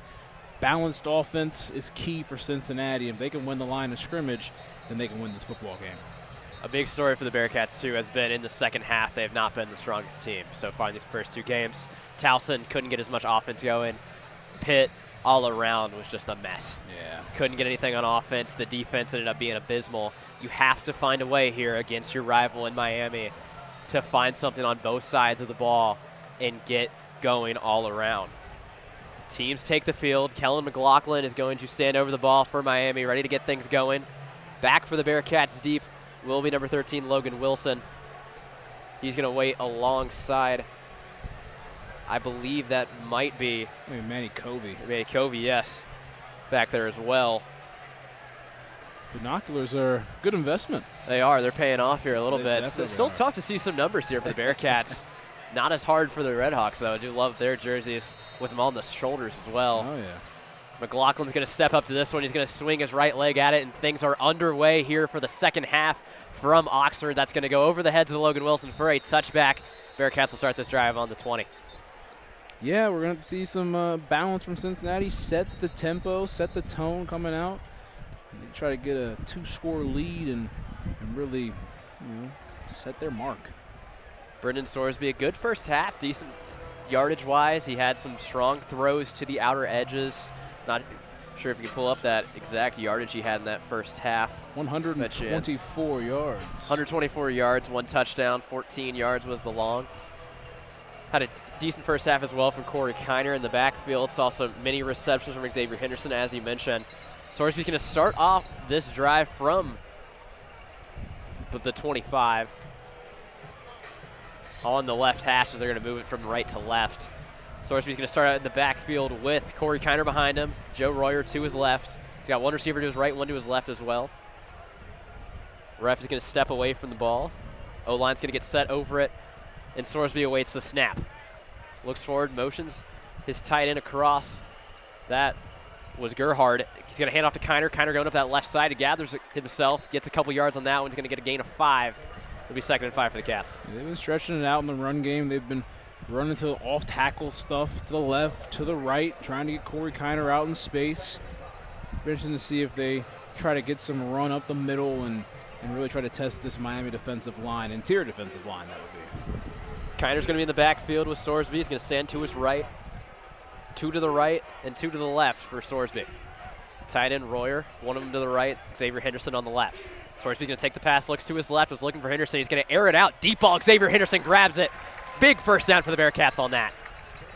Xavier Henderson, that was crisp route running, was able to find that corner route. Sorsby stood in the pocket, pitch and catch. I would love to see Xavier Henderson on some NFL team next year because he would make an impact in the right offense. 21-yard gain on that one. Ball's going to be spotted at the Miami 49 as the Bearcats move into Miami territory. Corey Kiner remains in the game in the backfield of Brendan Sorsby. Sorsby's got Royer to his right along with 2 wide receivers. 1 wide receiver to his left. That receiver is still Xavier Henderson. Going in motion with Smith. The handoff's going to go to Kiner. Kiner's got a lot of room up the middle. Breaks through a tackle. He's going to get the first down. Gathers about a gain of around 16 yards on that play. He had motion going to the left. Was able to come back with a run to the right. A lot of space for Corey Kiner. Able to dish out punishment as well. Plus side of the field. There you go for the Cats. Another big play for Corey Kiner. Bounced off a couple tackles. Got 16 yards on that play. Adds to his total on the day. He's going to come off the field along with Joe Royer. New tight end for the Bearcats in, I believe it's Gerhard, as long as he's going to be joined in the backfield by Evan Pryor. Pryor sets up behind Sorsby. Sorsby's going to hand it off to him. Pryor bounces off 1 tackle, back up the middle. He's going to go for a gain of around 6 or 7 yards on that one. Set up a 2nd and 4. Change of pace with Pryor in the game. Speedy back. Like to get him on the edge and everything else. Got him up the middle. Like to see Evan Pryor get involved, give Corey Kiner a little breather. They got a 3-man rotation back there that they can keep running backs fresh, and they can wear down this Miami Redhawks front 7. Same personnel set for the Bearcats here. 2nd and 4 on the Miami 27, approaching the red zone. Lining up to the left of Brendan Sorsby is Evan Pryor. Sorsby's going to clap, waits for his snap. Here it comes. Fakes the handoff to Pryor, drops back in the backfield, looking deep. He's going to get it off short. It's going to be caught. He's going to be tackled out of bounds. I believe that might have been Jamoy Mays on that reception. It was 0. It was it was Tony Johnson on again, that one. Again, it's a 1. I'm looking at it, yeah. I mean, it's tough. I keep forgetting the camera's right there, but, putting up the number there. Yeah, it was Tony Johnson on that. Those binoculars, man, those are still a good investment right there. They're a good investment. It's still on that far sideline. It's still very tough to see that number. Yeah, it's still far out. Going off the depth chart, too. Jamoy Mays ahead of Tony Johnson on that one. Bearcats going to move a little quickly here. Brendan Sorsby, 3rd and 1 for the Cats. In the backfield to the right of him is Joe Royer. He's going to take the snap. Sorsby's going to go ahead and get the first down, a gain of about 5 yards on that one. Direct QB rush on that one. Yeah, they looked over to the sideline for the audible, and they went a little quick count right after they turned back. They turned back, said, "Hut, go," and then got the first down. Not wasting any time. Get that 1 yard, keep the drive going, get in the red zone. 2 tight end personnel coming in for the Bearcats. Joe Royer alongside Francis Sherman. See how they line up here behind Sorsby will be Evan Pryor. Ball is spotted right on the 20-yard line in the red zone for the Bearcats.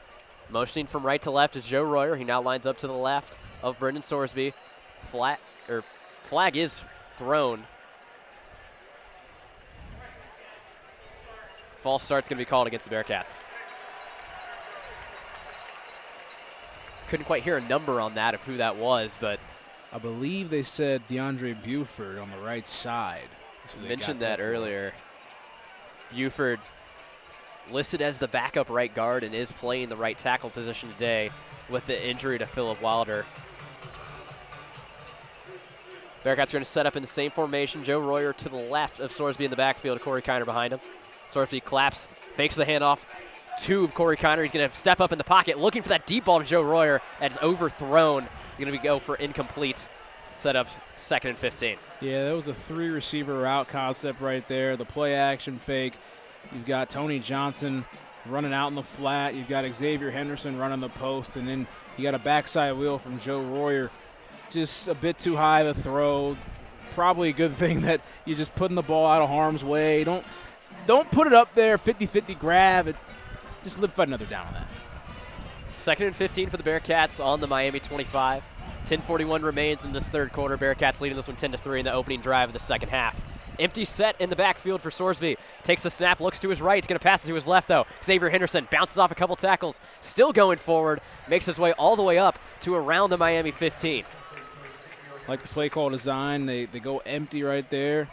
Sorsby looks to his right, quick back to his left, was able to get a block out there for Xavier Henderson, slithering his way, making it 3rd and a lot more manageable.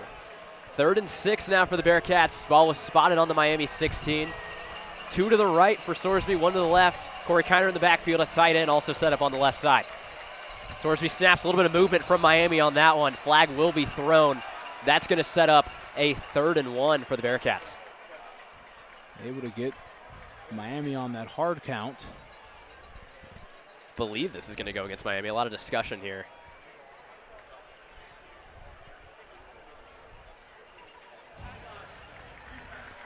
is going to be called against Miami. It's going to be 3rd and 1 for the Bearcats on the Miami 11. A little bit of a personnel switch for the Bearcats. Time for the big boys. That's what you got to do. Smash mouth football. We could have a 3 tight end look here. Interesting setup. Almost in a T formation are the Bearcats. It is. 3 behind Sorsby. 2 running backs and a fullback. He's going to hand it off. It goes to the running back, number 24. He might not have got that one. He tried to swing it out to the left. See where they spot that ball. 24, Darian Varner, or Victor Dawson instead on the carry for that for the Bearcats. He's going to be spotted. It looks like short, possibly setting up a 4th and 1. Interesting formation for the Bearcats there. It definitely was the old-fashioned T formation. A lot of stuff was ran back in the 40s and 50s with that. Pee Wee football still does it here or there, but I mean, this is a big 4th down right here. 4th and 1 from the Miami 11. Brendan Sorsby in the backfield. Corey Kiner to his left. Motions to his right. Sorsby's going to take himself up the middle. Bounces through, gets the 1st down, and a couple more. Great play call design. You had the motion coming from right to left, the fake to Corey Kiner, and he just acted as Corey Kiner being a lead blocker for Brendan Sorsby to just get that extra yard. And Sorsby, I mean, he's a big frame, so might as well try to get downhill and try to make a play. Ball is going to be spotted on the Miami 8. 1st and goal for the Bearcats. 8:35 remains in this 3rd quarter. They lead this from 10-3 in the battle for the victory belt in her 28th meeting. Brendan Sorsby in the backfield, Corey Kiner behind him. 2 wide receivers set up on the right. Tony Johnson motions towards his left. Sorsby fakes the handoff to Kiner. He's looking to his right. Tony Johnson's going to grab it. Pushes his way towards the end zone. He's going to be stopped on the 1-yard line. You ran a little play fake right there. You had a corner route, and then it was a return route. It had Tony Johnson was running the 5-yard out and then stopped on a dime and pushed back to the inside, made the corner open up, easy pitch and catch, try to get yards after catch. Very close to scoring a touchdown. Is this the time Corey Kiner breaks that drought and gets in the end zone? We'll see. We mentioned that heavy personnel set here for the Bearcats. 3 tight ends, 1 lined up to the left, 2 to the right. Sorsby under center in the I formation. Sorsby waits for the snap. He's going to hand it off to Kiner. Kiner pushing his way towards the end zone. Does he get in? Where is he going to be marked? Fell down towards the goal line. It's a touchdown, Bearcats. Corey Kiner gets his 1st on the season as the Cats will go up 2 possessions. Good stuff for 21, Cincinnati kid. Former Mr. Ohio for football in 2020. Corey's been running hard today. He's been running hard his whole career. So to start this season off, get in the end zone, big way for them to start off this second half. 7:38 remains in this 3rd quarter. Corey Kiner punches that one in for the Bearcats on their opening drive. Do have a whistle. This potentially will be reviewed. Would be a killer if 2 straight touchdowns for the Bearcats come back off reviews. Would not be good in that situation. If that's the case, then Cincinnati would have another chance for it on 3rd and goal, but you don't want to run that risk when it's already right there. If he was to be short, it would be about 3rd and inches from the goal line. At that point, you would probably just assume you'd go with the Brendan Sorsby sneak. Hope to push forward. The brotherly shove, tush push. I mean, I would love to see a potential motion of Corey Kiner under center to see if they had anything in that playbook to just push him forward. Exactly. See what you could get if that was the case here. Hopefully Kiner did cross the goal line to get in for this touchdown. He kind of got stonewalled on it, but it looked like on that second effort he might have got there. But it's definitely a close one to say. We've mentioned Kiner bouncing off tackles all season. Doesn't have the negative rush on the year. Able to bounce off that first tackle that often happens in the backfield and keep pushing forward to gather around 5-6 yards each play. Still awaiting a ruling from the referees on this one. And look at a running of the football. Let's get the call here first. Touchdown stands. The Bearcats are going to go up by 2 possessions here. Corey Kiner gets his 1st touchdown of the year, adding on to a historic career for Cincinnati. And also mentioning with the run game, you know, the run game burns clock, and they did a lot of that right there, a lot of versatility and methodical driving. That was a 7-minute drive right there. Nathan, half the quarter. Nathan Hawks on to take the extra point. You mentioned they did eat up a lot of clock on that. That's on. Hawks' extra point is up, and he gets his second of the day. 2 for Hawks. As the Bearcats will lead this one 17-3 with 7:38 remaining. We'll take a quick break here, and we'll return shortly with the Bearcats on defense.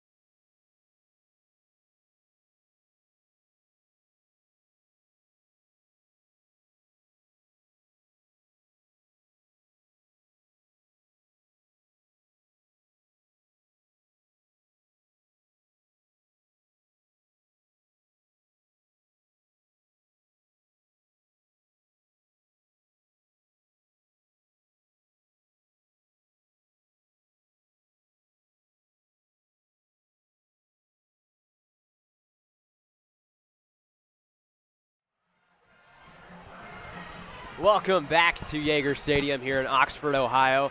The 128th battle for the victory bell between the Miami Redhawks and the Cincinnati Bearcats. Aiden Riggs joined alongside Chase Yance. The Bearcats open up scoring in this third quarter, taking a 7-minute drive down the field. Chase, what are your thoughts on that? Setting the tone right there. They won the line of scrimmage most of the way down. They were able to throw the football, play methodical offense, and put Miami in a tough situation. Eating up half the clock gives Miami a little bit less room to kind of work with, and might have to turn the urgency up for the Red Hawk offense. Bearcats ready to kick this one away. Back onto the field is Nathan Hawks to swing this one back towards the Redhawks. Back waiting for the ball is Kevin Davis of the Redhawks, waiting just inside the goal line. Hawks takes a step back. He now approaches the ball, ready to swing his foot at it, and that ball is sent back towards the end zone. Davis moving to his right. He's going to let it go over him for a touchback. Miami will start this possession on the 25-yard line. One thing to mention about this Bearcat defense today, they've given up 151 yards through the air, but only 6 rushing yards. 6. They've done a very good job today, and they have to continue to do that, make Miami a one-dimensional team. When talking about that, and we talk about the defensive line, some questions coming into it injury-wise. You don't have Rob Jackson. Eric Phillips had to step up a lot. Dante Corleone making himself known a couple times. As Brett Gabbert's going to take the field for the Redhawks, trying to get this offense going. To his left in the backfield is Davis. He's going to take the screen pass to his right. That's going to go to, I believe, Cade McDonald. He's going to get about 9 yards on that one. It's going to be just short of the first down marker. They started off the game with that to the left side, and then they flipped it to the right side. They start off the second half on the right side, and maybe they flip the formation and go right back to the left and try to get some energy going. Exactly 10 yards was gained on the play, resulting in a first down for Miami. Ball is spotted on their own 35. Gabbert's going to set up in the backfield. Running back to his right. 2 wide receivers to his right. Two to his left. A little bit of movement on the Cincinnati D-line. No penalty called. In the backfield for the Redhawks, I believe, is Keon Mosey. Gabbert snaps, ready to take the snap. Here he goes. Drops back, looking for a pass. He's going to stroll over to his left. Tries to send one up. It's going to go out of bounds and out of play. Incomplete pass. Good pressure there by Cincinnati. Was able to flush Gabbert out to the left side. Throw was pretty high. It's a tough thing to make a throw on the run. Make it accurately, go into your weak side. Cincinnati was able to apply the pressure.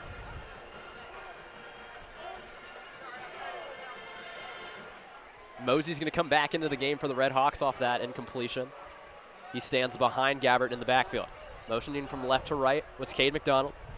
One tight end set up to the right. Quick screen to the left here to Cade McDonald. He's going to try and break a free from one tackle. He's going to be taken down, though, and out of bounds. Gained about 1 to 2 yards on that play. Looks like they're going to give him 2. He's going to set up 3rd and 8. Send him across the motion. Gave him a quick pitch out to the left side. They got to try to get their best playmaker, the football, on the outside. A little bit of personnel changes for the Redhawks back in the game. It's Davis and Reggie Virgil. Gabbert's going to be empty in the backfield. 2 receivers to his left, 3 wide on the right. 1 tight end set up on the right side. Gabbert snaps. Cincinnati showing 3. Believe Eric Phillips didn't quite time that one up. Trying to guess the snap count.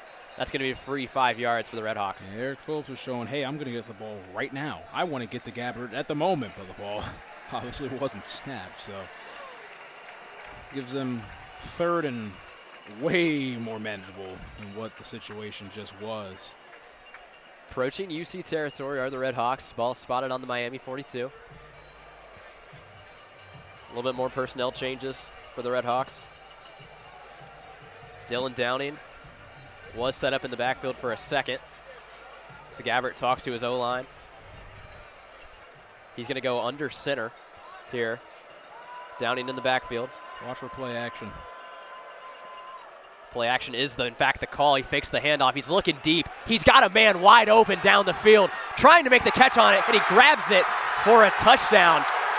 Long pass caught by Reggie Virgil, and just like that, the Redhawks answered quickly to the Bearcats' touchdown. I will say that was a great play call, but there is a flag on the far side of the field. I don't know who that would exactly be on, but a lot of discussion from the referees. Here comes the call. oh, the sideline warning. It's Sideline warning, to just forget about it. yeah.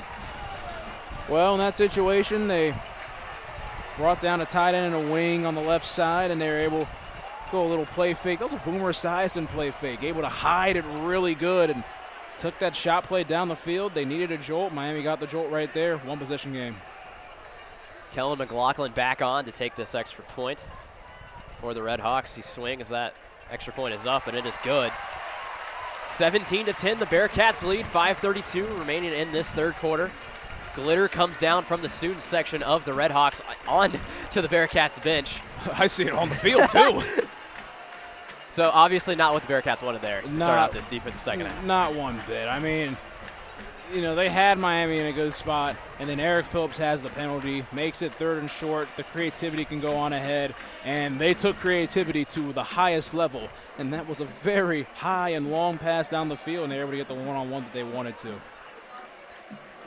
So with that, we'll take a quick break here before the Bearcats regain possession here. 5:32 remains in this 3rd quarter. Bearcats lead this one 17-10 on the Bearcats Sports Radio.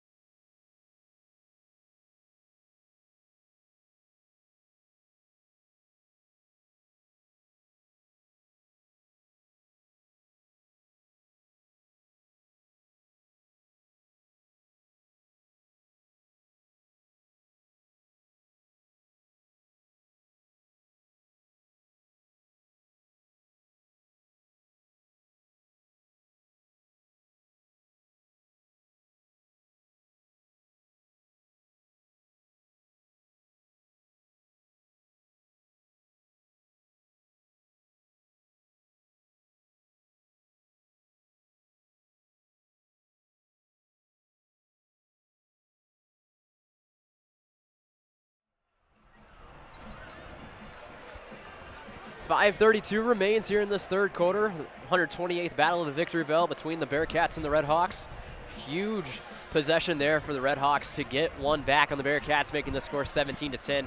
Chase, not the start the Bearcats wanted on defense. Not one bit. Again, that penalty right on third down was able to give it a shorter yardage to gain, and Miami took full advantage of that one. Able to take that shot play down the field, and now we have a completely different ball game. Logan Wilson waits for the kick from the Miami kicker, Kellen McLaughlin. Logan Wilson, as we've seen ever since that Towson game now, taking the balls out of the end zone for the Bearcats. Of course, had a little bit of a slip up with, I believe it was Muzeri in that first game that off the punt. First punt of the season. That ball is going to go over Wilson's head, and the Bearcats will start this drive on the 25-yard line. Bearcats took up a majority of the clock in this third quarter to start off their first drive. Almost a 7-minute drive to start it out here, ending in the touchdown from Corey Kiner. Yeah, Cincinnati's going to need a big one here. If they can try to have another drive that controlled a lot of clock, win the line of scrimmage, make quick throws but accurate, and they'll be in business. Have to stay on schedule. Sorsby leads his offense onto the field. Two tight ends to his right along with the receiver, Corey Kiner in the backfield alongside him to his right. Johnson's going to motion from right to left. The handoff's going to go to Kiner. Kiner working up the left side, bounced off a couple. Big hit right at the 30-yard line where he's going to go down after a gain of 5. Again, Corey Kiner, the tough running inside, took a couple hits, was able to keep the legs churning and go forward. That's the big thing with running backs. If you're able to take those hits, you're able to get low. Low man normally wins. Go forward. Do not, absorbing the context a big thing, but again, as a running back, you can't be going backwards, and then it just leaves you vulnerable. Kiner lines up to the left of Sorsby in the gun. 2 to his right, 2 to his left. Sorsby takes the snap, fakes the handoff to Kiner. Quick pass over to Xavier Henderson. He's going to break free from one.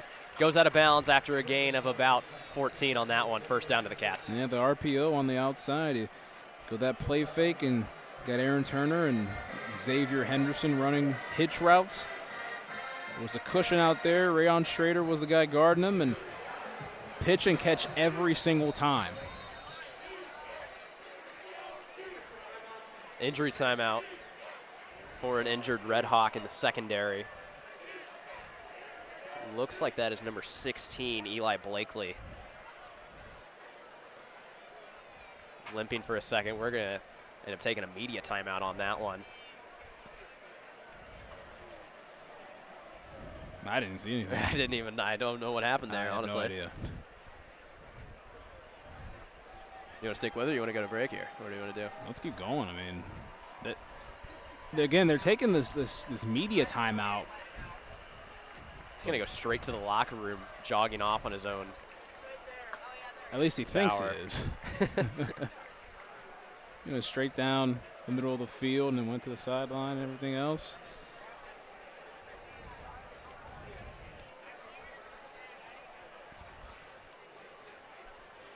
Injuries, that was the first true injury I feel like we've seen today. At least that we've been aware of, unless something else has happened. Been a fairly clean game, too. Not too many flags outside of the couple delay of games. Yeah. Of course, had a couple that took it back, but it's been a fairly clean game all around. Yeah, and again, the first couple weeks of the season, you saw us a lot in high school and college football, and even a little bit in the NFL last week, cramping, and it's hot out and everything else. It's really not terrible out here today. A little breeze here and there. And hopefully the players are feeling that breeze as well, keeping them pretty good. But yeah, I mean, that's the big thing. Once we get into the month of September, the cramps and everything else go down. Just hoping that all of these players can try to stay healthy. I know injuries are a part of the game, but just trying to be aware of health is a big thing.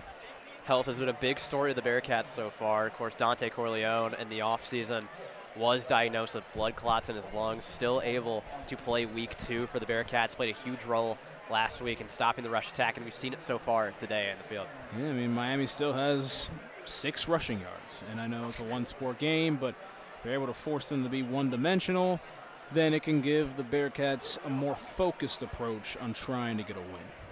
Yeah, it'll be interesting with the Bearcats going into Big 12 play, of course, with some hard rushing attacks with some of the opponents they have. It's tough not to talk about R.J. Harvey in Yeah. UCF after Oh, what happened yeah. last year with that amazing games. The band is now walking behind us from Miami. This is a new one. This is new. Okay. Are they going to line up right next to us as well? They might.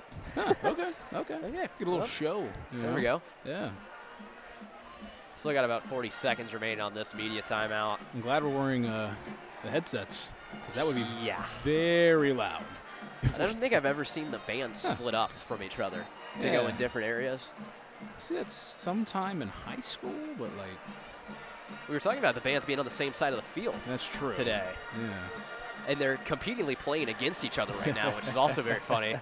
It's funny to sit on this side and see it both ways. If you're sitting in the middle, you're like, oh, which way do I look? Yeah. But yeah, it's a view to see. Sorsby leads his team back onto the field coming out of this media timeout.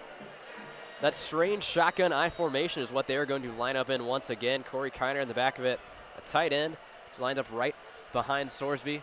2 to his right, 1 to his left. He's going to hand it off to Kiner. Kiner's going to break forward, spin move right on the M, breaks the 1 tackle, gets a couple extra yards on that one. That's going to set up second and around 4. Wash, rinse, spin cycle. Corey Kiner. I mean, again, hard runner. He's able to lower the shoulder. He's able to get out to the outside. He can put the nifty moves on you when he needs to. Hope you like the band because they are right behind us. Oh, and we're going to be calling the game through this one. Bearcats have the ball on their own 48-yard line. This is new. This is a brand new one. I'm loving this. This is insane. Brendan Sorsby lines up in the backfield. Corey Kiner to his right. He's got 3 receivers bunched on the left, 1 alone to the right. 1 alone on the right is, in fact, Xavier Henderson.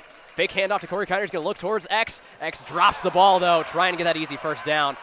That's going to set up 3rd and short for the Bearcats. That ball was a bit behind him right there. They tried to throw the slant route and be in progression, and looked like Sorsby kind of held on to it for a little too long, and it wasn't a clean exchange after that. And Another injury timeout. Yeah. That looks like Darian Tinsley, the starting left guard for the Bearcats, down on that far sideline near the Bearcats bench. The backup would be number 77, Jonathan Harder, a redshirt sophomore from Delaware, 6'4", 330 pounds, if they need him out there. Tinsley is up and walking off on his own power. A little bit of a limp. It's tough to tell what leg he's favoring. Looks almost to be like he's favoring the right side. Have to keep an eye on that one. A little bit of questions on the O-line now for the Bearcats. Sorsby leads his offense back onto the field. They do move Harder over to left guard, coming in for Tinsley. Corey Kiner lines up to his right, 2 receivers to his left, 2 to his right. Sorsby drops back, looking to his left. Now he's going to look towards his right. Thought about running out on his own. Now he's strolling to his right. He's got an open man. It's Xavier Henderson. First down for the Bearcats. Sorsby had a couple times where he could have stepped up and ran the ball. It was only 3rd and 4. But for him to stay in the pocket, you know, manipulate the pocket, manipulate the defense here and there. I'll go left. I'll go right. I'll find it. I'll trust my ex-receiver, Xavier Henderson. Throw the ball out, pitch and catch. Plus side of the field first A lot down. of puns going on with the X-Man out there. The X. There we go. We're just subtly throwing in puns. I love it. We'll keep it going here with the Bearcats now into Miami territory. The ball is spotted on the Miami 40-yard line. Brendan Sorsby lines up in the backfield. Corey Kiner behind him. 1 receiver to his right, 1 to his left.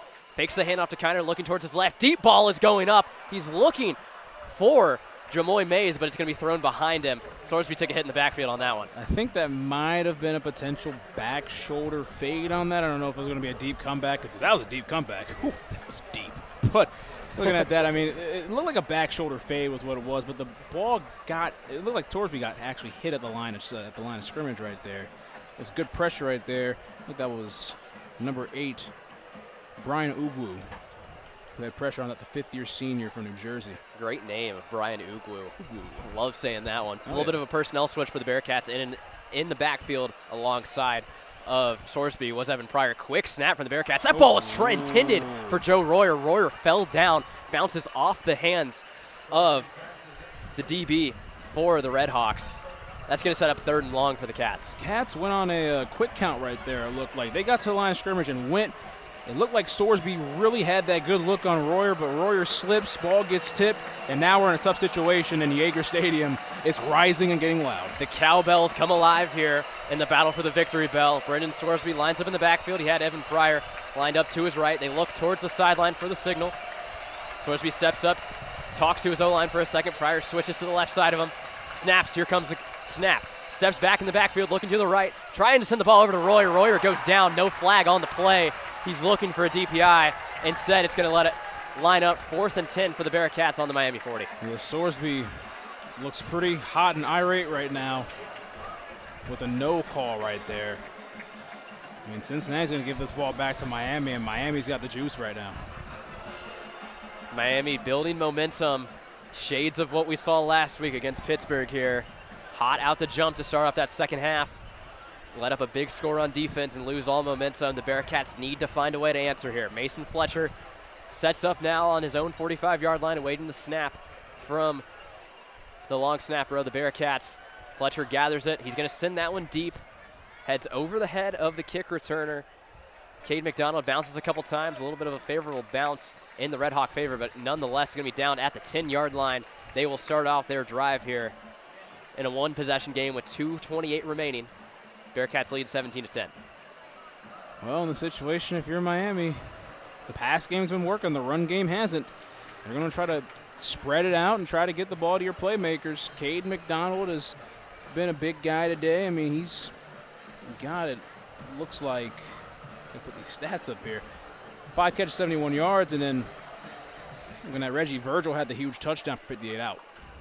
Mosey in the backfield alongside Gabbert. Gabbert claps, takes a snap. He's going to hand it off to Mosey. Mosey goes straight up the middle. He's going to be gathered right at the line. Dante Corleone, the Godfather, pulls him back a couple, lays the boom on him in the backfield. Oh, man. The Godfather. Dante Corleone. He knows a thing or two about stopping a defense in its tracks. 7 rush yards now on the day for the Miami Redhawks offense. 1 yard gained on that one. It's going to set up 2nd and 9 from the Miami 12. Gabbert still in the backfield alongside Mosey. Claps for it. Now steps back. He's looking long. Going to take the shot down the field. A little bit of contact there from the DB of the Bearcats in coverage. That was Jordan Young. It was intended for Reggie Virgil. No flag on the play. Fans wanting to call on that one. Got a little handsy there, I will say, but able to hide it. See Jordan Young going back to the line with his hands behind his back. Yeah. The replay on that one on the big board. He was all over the back of him, but still no flag is called. 3rd and 9 for the Redhawks. And they're going quick, too. Empty set for Gabbert. 3 to his left, 2 to his right. Motions towards his right for a second. Towards his left for a second. Now snaps for the ball. He gathers in the backfield. He's going to step up a moment, trying to gather some more time. He's going to take another deep ball towards Virgil. Virgil goes up. He had it for a second. He dropped it. Great coverage there by the Bearcats. I believe that was number 6. Trayvon Gola-Callard. What a name on that one to break up that pass. He had it in his hands, was Reggie Virgil, trying to make up for that last one. He drops that one, though. Big stop for the Bearcats defense. What a name, what a play, making a name for yourself on a big play. I mean, Reggie Virgil, they went to him back-to-back plays and almost had a chance there. Bevelheimer's punt is up. It's going to be gathered by Tyron Smith of the Bearcats on the 40-yard line of their own side. He's going to be tackled immediately, though, after a gain of about 1 yard. That's going to start the drive for the Bearcats on their own 41-yard line. They leave this one 17-10 over the Redhawks. 1:30 remaining in this third quarter. Cannot complain about the field position for Cincinnati. You're at your own 41-yard line. You only need 1 first down to get on the plus side of the field. Once you get to about that opposite 40-yard line, shot play territory does open up in that regard. So maybe Cincinnati tries to put a stamp on this one. Down the drive goes the band of UC in that far corner. As the offense comes back onto the field for the Cats, Brendan Sorsby leads his unit out there with Corey Kiner lined up behind him in the backfield. 3 receivers to his right, 1 tight end to his left. Hands it off to Kiner on that left side. Kiner trying to find some room, bounces forward and jumps ahead for a single yard on that gain. It looked like everything was kind of snuffed out there when it came for Kiner running the football, but just the ability to get 1 yard even. was impressive. Xavier Henderson is going to come back into the game for the Bearcats, replacing Sterling Burkholter. Sorsby claps out of the huddle. Corey Kiner will line up to his left in the backfield. 2 receivers to his right, 1 to his left. Joe Royer in the game to the right at tight end. Sorsby claps, play action. Here he's looking for a deep ball. It's thrown way behind Xavier Henderson, though. Sorsby took a hard hit there in the backfield. You mentioned about the Pittsburgh game last week, Aiden. He was taking some shots that he did not want to take. Things have been getting a little chippy here on the last couple drives. They've been getting after Sorsby, and they've been laying the boom on him. Here come the cowbells once again as Yager Stadium comes alive. 3rd and 9 for the Bearcats. 49 seconds remain in this third quarter. Ball is spotted on the Bearcat 42, trying to push into Miami territory. You got to go to either Henderson or Joe Royer in this one. Kind of to the right of Sorsby. He claps, takes the snap, drops back. Looking to his left. Now he's going to stroll forward for a little bit. Trying to buy some time. He's going to be tackled in the backfield for a loss of 4. It's going to bring up 4th down for the Bearcats. Again, when you try to buy time, it's nice, you know, if you're able to get out of the pocket and make a play, but they kept Sorsby bottled in there, and they had him in the parameters. Tried to step up in the pocket. The collapsing of the defensive line made it tough for Brendan Sorsby to try to step up and make a play. Not many places to go but forward and absorb that contact. Miami ball coming up. Mason Fletcher and his punt unit will come back onto the field for the Bearcats. They're going to let this clock drain down as we go into the 4th quarter here in the 128th Battle of the Victory Bell. Bearcats trying to take it back to Clifton as it was stolen away from them by the Redhawks last year. They lead this one 17-10. We'll be back shortly with the 4th quarter here on Bearcat Sports Radio.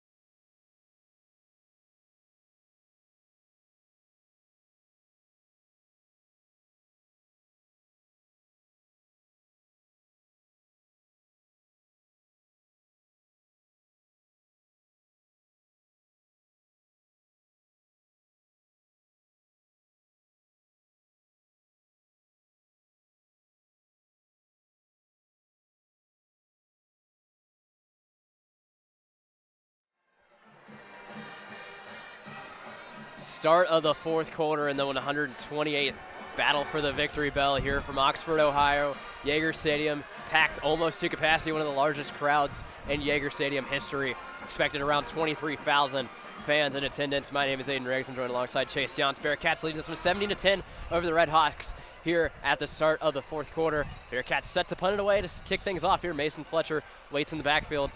Chase, what do we have to do here to finish out this game? Oh, well, I mean, again, Miami only has 7 rushing yards, and they've pretty much said, hey, we're going to throw the football. We're going to revert back to that. And, I mean, just guys have to make plays down the stretch and try to win those one-on-one battles. Cincinnati is the team to prepare that. Fletcher's punt goes, and it is fair catch called by Cade McDonald on the Miami 19, heading towards the scoreboard here in this fourth quarter. They do have vision of the game clock. So if you're Miami, what's the game plan here? Throw the football. I mean, it's as simple as that. It's, run the football here a little bit here and there, try to sprinkle it in, keep the Cincinnati defense honest.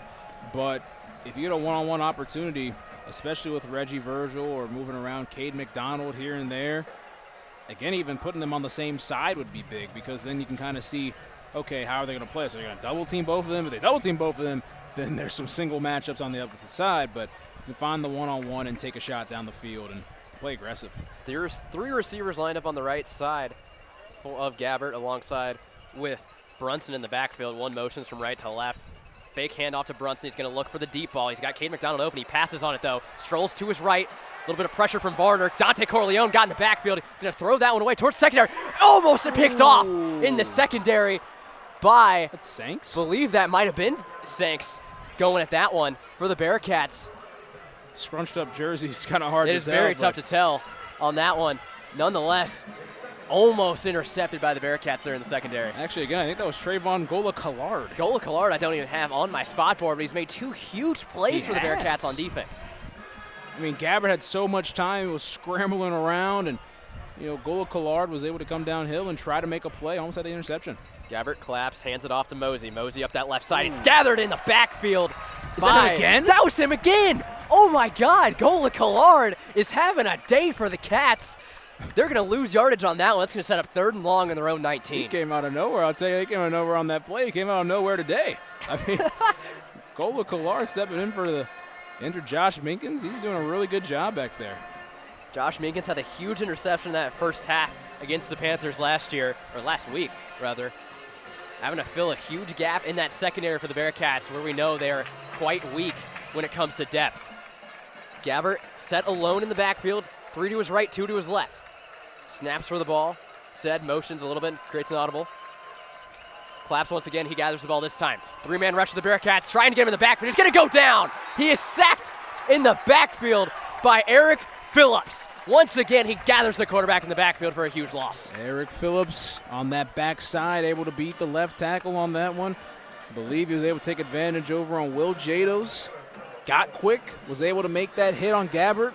Kind of delayed fall for Gabbert, but ultimately able to make the play. Eric Phillips, 2 sacks today. Whew. Eric Phillips, we say he had that huge one last week against Pitt to stop the 2-point conversion. Punt team on for the Redhawks. That punt is away from Bevelheimer. Towards Tyron Smith, takes a good bounce in Miami's favor towards the 35-yard line, where it is going to stop and be downed. Bearcats will start out this possession with 13-14 remaining in this fourth quarter. 7-point lead at the 35-yard line on their own side. Learn from your mistakes coming back from this, because last week in the fourth quarter, Corey Kiner had 1 rush. He had 1 rush in that fourth quarter, and he blew a 21-point lead. Looking at Corey Kiner today, he has 13 attempts for 67 yards, averaging 5.2 yards a carry, and that touchdown on the first drive of the third quarter. If they're able to get even that average of 5 yards, it's moving the sticks every other play. And then the clock is in favor of Cincinnati. They can go punch it in the end zone and make it a 2-possession game and make Miami speed up a little bit more. Add some more pressure. It's hot out here, but put the spotlight on them at 10 more degrees. Make them sweat a little bit. The big story of this whole week when it came to press conferences was that Corey Kiner was underused in that fourth quarter last week. Only got 1 carry in that fourth of only 1 of his 20 all last week. Unfortunately. But it kind of limited the Bearcats and what they could generate on offense. I would love for it to just go to Corey Kiner every single play, if I'm being honest here. I would love it too. I mean, would not complain at all. The carries distribution, I mean, if you're looking at it, aside from running backs, I mean, aside from Sorsby having 6 attempts himself, it's been Kiner with 13, Evan Pryor has 2, Chance Williams has 2, Dawson has 1. It's been all Corey Kiner in that regard out of the running back room. It's got to stay that way the rest of the game if Cincinnati's going to want a chance to win. The injury for the Redhawks, it's number 29. I do not believe that is Silas Waters, though. It might be a dual number for them there. So he's being assisted off the field during this media timeout. Yeah. Looks not to be something too bad. So we'll wait for the Bearcats offense to come back onto the field in about a minute. So Eric Phillips has really stepped up in these past 2 weeks, filling in a void at that defensive edge spot. He definitely has. Again, I mean, you're going to have some sort of pass rush presence. I know Dante Corleone's been the big guy in the middle who can stop the run. But when you're stopping the run and teams have to throw the football, you got to have a guy that can get home to the quarterback. And if Eric Phillips is turning into that guy, Cincinnati's going to have a nice inside-outside duo, former Colerain High School graduates, that is. There you go, former teammates in high school, as we mentioned earlier today. I believe when we were driving up here, I feel like we mentioned that when we stopped in Colerain. Yeah. For that, the Bearcats offense ready to take back the field here. They'll start this drive on their own 35-yard line. They lead this one 17-10, 13-14 remaining. Brendan Sorsby is going to set up in the shotgun as we await the go from ESPN on this one. Dance team for the Redhawks still having to clear the field as well. They'll head off in the backfield with Sorsby is Evan Pryor.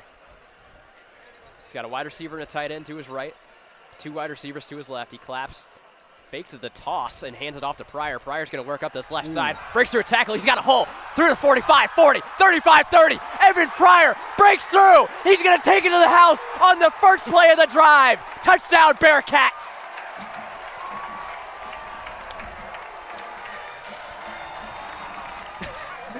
Counter. There you go. Pitch to the right, come back to the left. Give number 6 the football in space. He'll go get you 6. He did right there. There you go. Reminiscent of that first play of the second half against Towson, where he took it from the 25 to the house. He does it once again when the Bearcats need it. They're going to go up 2 possessions once again, awaiting the extra point kick from Nathan Hawks. Hawks steps back. Mason Fletcher awaits the snap. He sets, he kicks. That ball is up, and it is good. The Bearcats go up 24-10 over the Redhawks with 13:01 remaining. Firecracker. I got to say. The boom came on that one. The boom did come, yeah. We asked for Corey Kiner to get it every play. They give it to Evan Pryor on the first play, and he breaks through for a touchdown. Hey, there we go. We'll take There's that. There's how it goes. We'll take that. We'll go to a short break here. Bearcats leading this one 24-10 over the Redhawks. 13 remaining in this fourth quarter. You're listening to Bearcats Sports Radio.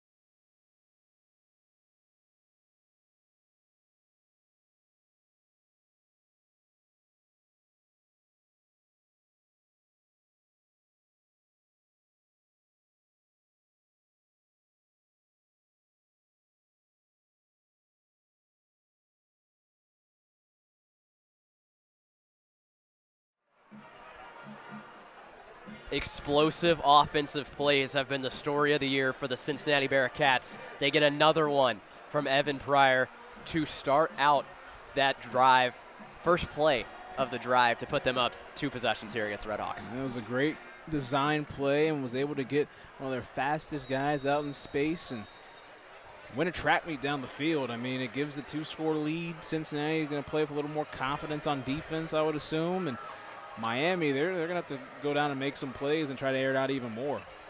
The mini Cincinnati student section on that far side trying to pump it up as this ball goes far into the end zone. It's going to go over the head of the returner for the Redhawks. Kevin Davis was on return there, and that'll set up this drive to start on the 25. So if you're the Redhawks here, what's your game plan? Yeah, you got to throw. You got to get out in space. You got to find guys like Cade McDonald. You got to go on ahead and find Reggie Virgil. You got to find those guys that are able to make plays. And again, the run game's been a lost cause. They have 4 yards rushing now. Oh, it's at this point, running the football is not going to do you anything at the moment. You got to take shots down the field and try to get something back. There's still 13 minutes though, but 5 wide to start it out here for the Redhawks. 3 to his left, 2 to his right. Gabbert claps, waits for it. He's going to try and do a quick pass on that far side. It's going to be corralled by Andre Johnson. He's going to gain about 7 yards on that play. It's a tough catch there by Andre Johnson. He's kind of caught like it was an over-the-shoulder pass, but pushed out there toward the sideline. The name Andre Johnson in a receiver is interesting stuff. It's going to be an empty set again for Gabbert in the backfield. He's going to set up with what one? This was Cade McDonald was way offsides there at like front. 3 yards up front. Said he's going to, his snap goes, he's going to drop back, he's going to send that pass that same side. It's going to be corralled that time by Dylan Downing. First down for the Redhawks. This good pitch and catch to the outside. Jordan Young was able to come downhill and make a nice play. And the drive does continue, but Cincinnati's got to stand strong on defense here. Bearcats still allowing them a lot of room on those sidelines to make these quick passes. 5 wide once again, 1 tight end to his right along with 2 receivers. 2 receivers to his left. Gabbert claps, takes the snap, drops back, looking to his left. He's met by some pressure. Dante Corleone on top of him, but he's going to roll to his left, go out of bounds after gaining about 3 yards. Yeah, he hit that's a tough chase right there again. You're trying to get out of the pocket, and got the Godfather coming after you.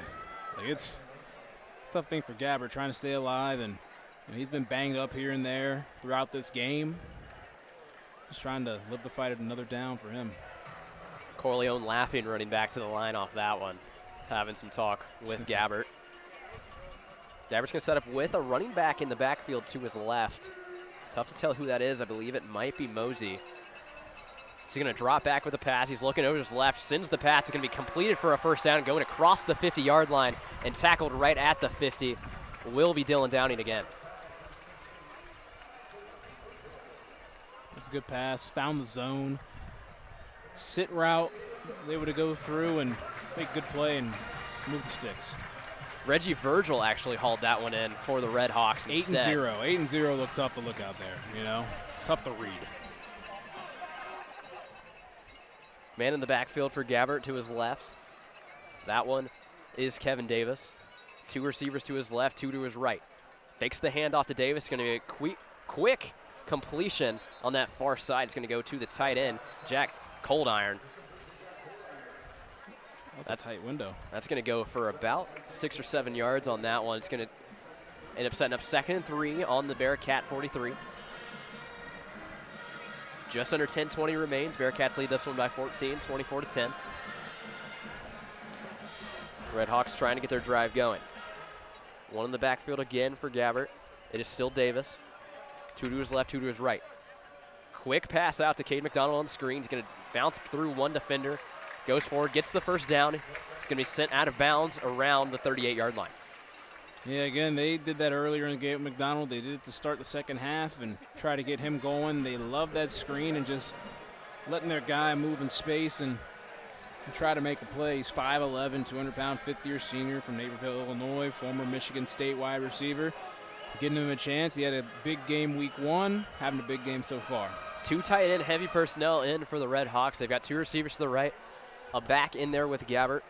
It is Keon Mosey. Tight end motions to the right. Handoff is going to go. A little trickery action. It makes its way back to Gabbert. He's going to take it on himself and run it up. He's going to gain about 4 yards on that. Trick play from the Redhawks there, trying to get something going. Yep, that double reverse pass, what they were looking for. They were trying to look for a streak down the sideline, running into a post route. Cincinnati was not fooled by that one bit. It did give a running lane for Brett Gabbert to go through and try to make a play. Got some yards out of it, but Cincinnati was not fooled on the big play and taking the eye candy. Back into the game will be Kevin Davis for the Redhawks in the backfield. 4 receivers on for them as well. Gabbert talks to his line for a second. 3 will be to his left. Davis is going to go to the right alongside with Reggie Virgil. Gabbert collapses. He takes a snap, drops back. Looking to his right first. He's going to take a step back. He's met by Eric Phillips. So that ball's going to be thrown away. It's going to set up 3rd and 5. Like someone in the first row of the stands almost caught it while they were walking out of the stadium. They're like, I'm not in the game. The Yager Stadium has slowly started to clear out a little bit. We saw a mass exodus after that Evan Pryor touchdown. Student section, not quite as filled as it was earlier.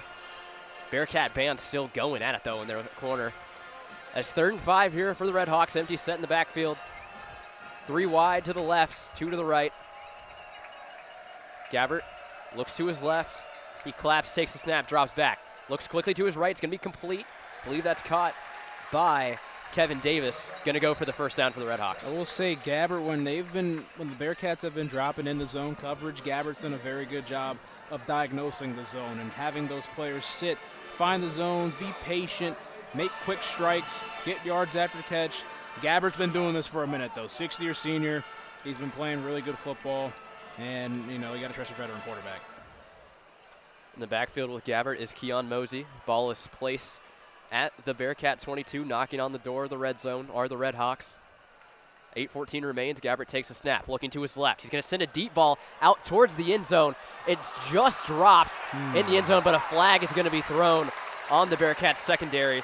I believe that was Derek Canteen in coverage on Javon Tracy. Yeah, they wanted the slot fade on that one. It was a sit route on the outside, gave him so much space to go out there for that slot fade. It was underthrown, and that's a big thing. That ball being underthrown, the receiver having to come back to it. The defender's obviously going to try to make a play on it, but then, with him going back to it, the defender's like, hey, I got to make sure by any means necessary that he is not going to catch that football.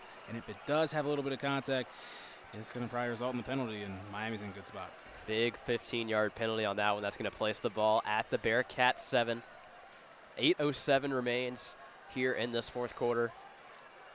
Redhawks trying to make this a 1-possession game with a touchdown. Lining up to the right of Gabbert is Dylan Downing. 2 receivers to his left, 1 to his right, and along with the tight end on the right. Takes the snap, looking to his right. He's going to sit it just out of play. He's almost looking for a cheerleader on that one. Thrown over and out of play to avoid the damage. Hey, if they would have had some male cheerleaders throw up a cheerleader right there, she could have caught it on the air. But yeah, I mean, just at that point, I think they were trying the smash concept. They were trying to sit route and a corner route. Didn't have anything. Throw it away. Live to fight another down. That's the big thing. Downing remains in the backfield with Gabbert, along with the wide receivers to the right. This pass is going to go to the left. That's going to be caught for a touchdown by Cade McDonald. And just like that, it's again a 1-possession game. That was a dime. I got to keep it real. They ran the smash concept. They ran it on the short side of the field to play before. Now they run to the wide side of the field. They had more room to operate with and then put it on the outside shoulder of Cade McDonald. Gave him enough space and real estate to corral that ball and then get the foot down. He got 2 feet in, but still was able to go through and make a nice play there. And it looks like Miami is going to try to go for 2. Interesting look here for the Redhawks. Kind of doing what we saw last week with Pittsburgh. Going for 2 early. The offense will stay on the field for the Redhawks here. Gabbert's going to be in the backfield with Mosey to his left. He's got a tight end to his left, 2 receivers to his right, and 1 receiver to his left. It's questionable, but if they get this 2, it's a completely different game. Gabbert takes the snap. He's going to do a little shovel pass to McDonald, working up that left side. He's going to bounce off his own guy and be hammered by the Bearcats defense. He's going to come up just short of that two-point conversion. I believe that was Antoine Peak stopping him on the 1-yard line. Peak of attack right there for Antoine. I mean, go on ahead and come downhill. McDonald was trying to sift his way through. Hey, am I going to go up this way, this way, this way? Nope. Peek. He got him. Big stop for the Bearcats defense to stop that 2-point conversion. They lead this one by 8, 24-16. 7:57 remains. They will get the ball after this short break. You're listening to Bearcats Sports Radio.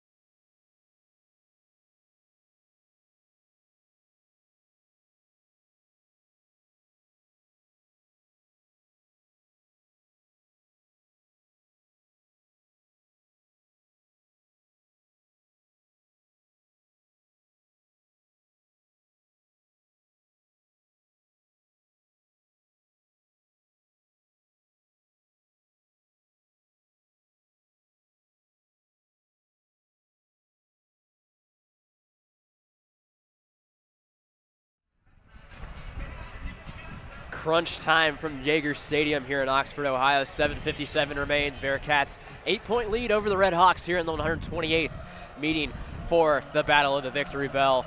Who will ring the bell at the end of this game? The Bearcats trying to take it back home to Clifton after it was stolen away from them at home last year. Chase, Bearcats need to find a way to run this clock down after that touchdown by the Redhawks. Yeah, I mean the last drive they had that long touchdown, and that's great and all.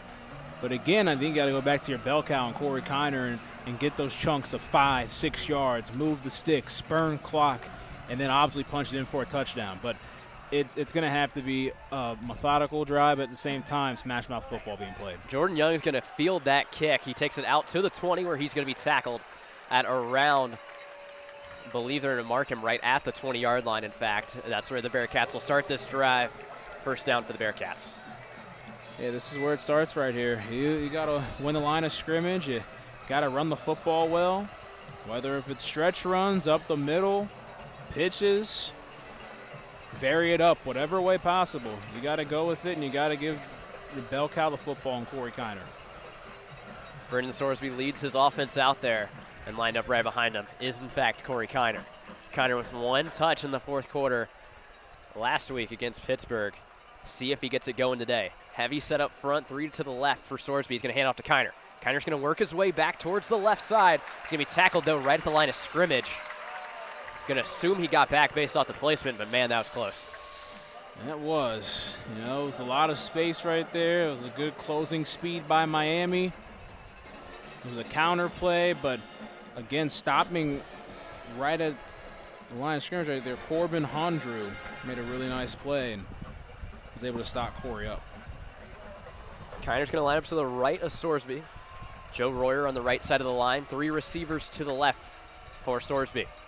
Sorsby looks ahead, claps, takes the snap, fakes the handoff to Kiner. He's got Joe Royer across the middle. Joe Royer wide open across the 50, 45-40. Stiff arms the defender, 20. Joe Royer, house call, touchdown Bearcats. His second of the day as Joe Royer is going to put the Cats ahead by 2 possessions. And the teams are waiting on the sideline. Is there a flag on the play? Oh my goodness, there's one at the 20-yard line. Are you kidding me? Oh! Wow. An explosive play is broken up by a penalty for the Bearcats. Royer had that touchdown right there. He had a possible touchdown by the end of the first half. Oh man, on that situation, it was an eligible man downfield. Oh. Sorsby held the play fake a little long. It's not his fault in that regard, but the offensive lineman getting too far up the field, it's a timing-based thing. It's play fake, it's throw. Sorsby held it about a second too long, and that's the difference of an 80-yard touchdown being called back. We thought the Bearcats might have all but sealed this one with that explosive play to Joe Royer. Instead, it's going to set up 2nd and 15 from their own 15-yard line. Sorsby takes the snap, hands it off to Corey Kiner. Kiner pushes forward. He's only going to get a yard on that one. Something flew out of the huddle. I don't know what that was. I think it was a shoe. Whoa. That shoe went like 20 yards. It went almost in the end zone on that one. Kiner's going to gain 2 yards on that one. Not much to take from that, as it's going to be 3rd and very long for the Bearcats. Well, in a situation like this, I think there's about 2 things that you do. I think you throw a screen pass and try to get some yards back. I've said it before again. I think you might want to try to get a chunk play. It's either a screen or chunk play. See what happens in this one and how they play it. Evan Pryor in the backfield of Sorsby. He's going to drop back. Looking towards his right, fakes the pass, pressure on him early. Here it comes, spins off of one, stays alive, thought about throwing it away. Instead, he's going to be tackled after a gain of 2 yards. 4th down for the Bearcats. They wanted that chunk play right there. Sorsby in the 3-step drop, had the hitch, took another step back, tried to look deep down the field. Cincinnati's going to have to punt it. Are we wrong that this isn't 4th down? No, I think they're rolling it on the board as 3rd down, and this sideline official has it as 3rd down, but I'm fairly confident it's 4th. The far sideline has it as 4th down. Okay, there's miscommunication going on here. And now they switched to 4th down on the Miami side. So there we go. And they haven't switched on the scoreboard yet. Mason Fletcher waits for the snap. He takes it. He kicks it away from his 10-yard line. It's heading towards Cade McDonald, who calls the fair catch and gathers it at the 32-yard line for the Redhawks, where they will start it. In fact, they're going to mark him, I believe, at the 31. 1 possession game. Cats lead 24-16 over the Redhawks. 5:20 remains. Redhawks clinging on here.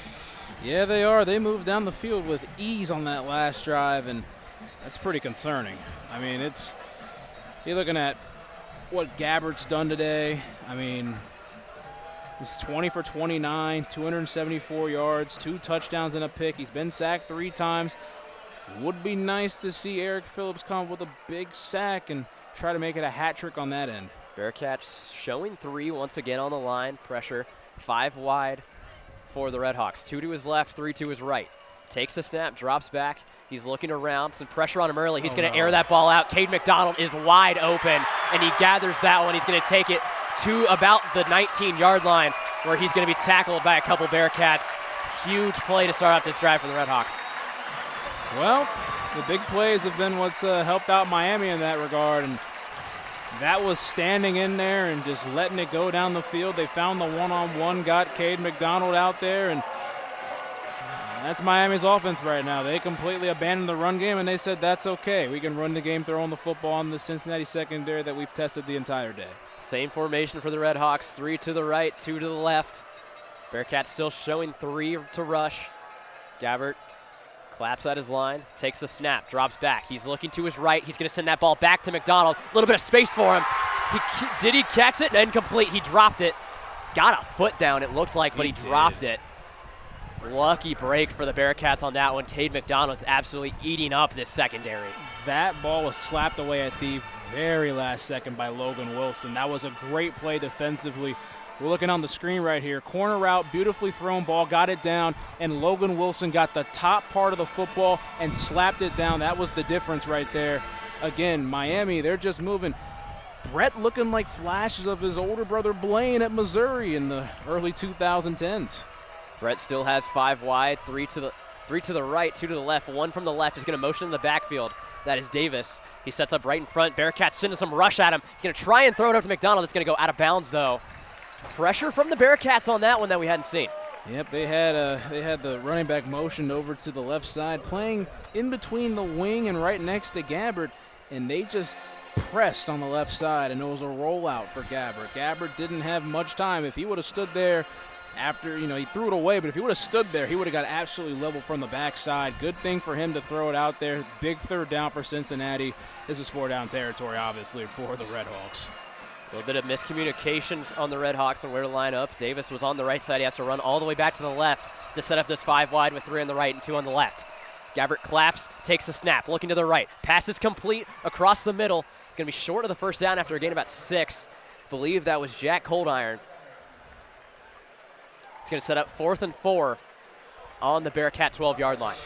Well, it's 4th and very manageable. Miami's going to come out with one of their top play calls, I would say. If anything happens, you're going to want to go to Cade McDonald. That's where the Bearcats are going to have to look at it. Like, they're going to go over to number 15 in red. It's going to be one-on-one down at the bottom. Gabbard sets up in the backfield. To his left is Dylan Downey. Tight end and a wide receiver to his left, 2 receivers to his right. He drops back, takes a snap, throwing it up to Cade McDonald. Great defense from Jordan Young to bat that away, and a late flag is going to come in. That's going to be a free first down for the Redhawks. Oh, we need to see a replay on that. Oh, my. We need to see a replay on that. Wow. Ooh. I don't know what we saw. I don't know what we saw there. Unless a lot of discussion from the referees on this one. Now, the possibility might have been there might have been some illegal contact down the field. No flag on the play. Bearcats are going to take it over on downs. Huge break for the Cats. A little bit of contact, but not enough for the flag. Jordan Young got up and blocked it away. Shades of Jordan on that one.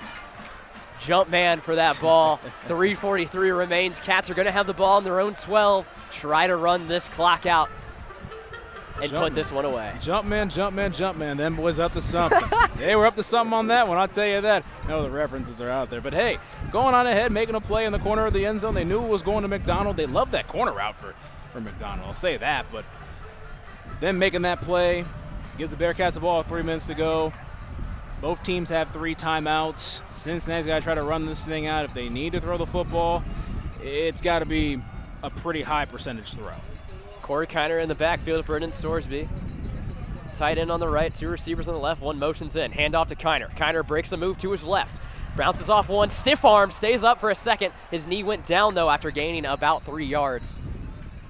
They're going to give him 4, it looks like, on that. It's going to set up 2nd and 6. Kiner's had some really exciting 3 or 4 yard runs, I'll say. The routine ones, he makes it look pretty flashy out there. First charge timeout to Miami. Clock stopped at 3:34. Trying to keep as much clock as they can in case they get the ball back. Yeah, again, Miami, they moved the ball down the field with ease on that last drive. They had a huge play that was able to spark them, and they kind of stalled out there in the red zone. But Cincinnati is just going to have to be, play it by play. Let's run the football, get 3, get 4 yards, move the sticks a couple times, and then try to get out of here and go back to Clifton with a win. And the bell. And the bell. That's the big thing.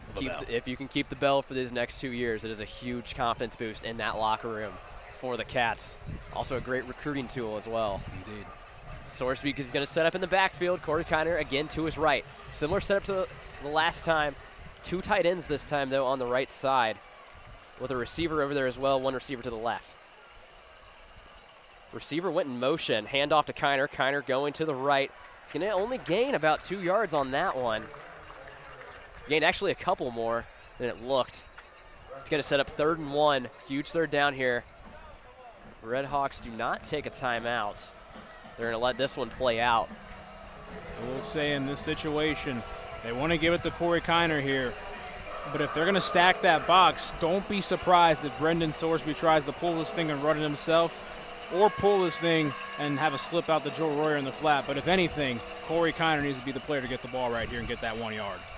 Corey Kiner sets up just behind and to the right of Sorsby. Snap comes, handoff to Kiner. Kiner trying to push forward. He's going to break 3. Ooh. He gets through. Corey Kiner, 40, 45, 50, crosses midfield, trying to break through another tackle. Stays on his feet with another stiff arm. Goes into Miami territory where he'll be taken down at the 39-yard line. I said it again. I said it before, I said it again. That'll do. That'll do. I mean, he broke through that line. It's the absorbing of contact at the line of scrimmage. Just bounce off, get into the races, and he went on ahead, and he kind of slowed up a bit. It looked like he wanted to slide to try to burn a bit more clock and stuff. He just kept going. He just kept bouncing off of people. Corey Kiner, you cannot take down at anywhere. He's bouncing off people, giving them stiff arms. Cannot find a way to take him to the ground, as we're going to go to the 2-minute timeout here in Oxford. The Bearcats lead this one 24-16. 2 minutes even remain in the 4th quarter. We'll be back shortly as the Bearcats try and close this one out on Bearcat Sports Radio.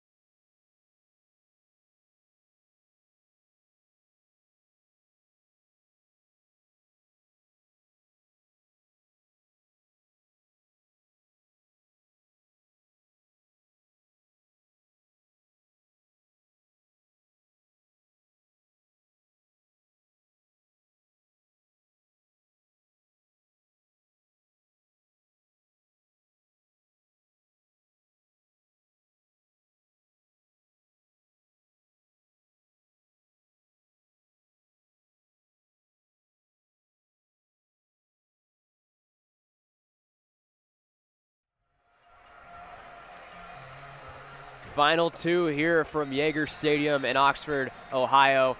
24,717 in attendance. Sold out crowd here for the 128th Battle for the Victory Bell. Bearcats leading this one 24-16 over the Redhawks. Corey Kiner, not much else to say. Yeah, really not much else to say. He had the absorbed contact about a yard in front of the line of scrimmage. All he needed was a yard, got 40. Puts Cincinnati in good field position. They really just needed a first down to truly secure this game and get that victory bell back to Clifton. Bearcats are going to set up on the Miami 39-yard line, trying to run this one out. 2 timeouts remain for the Redhawks. Sorsby's going to set up in the backfield with Corey Kiner behind him. Joe Royer to his right.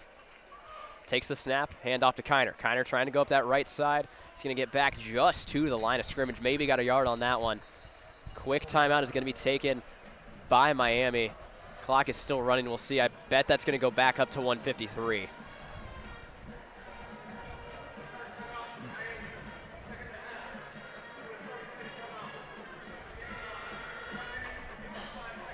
$1:55 will be the clock.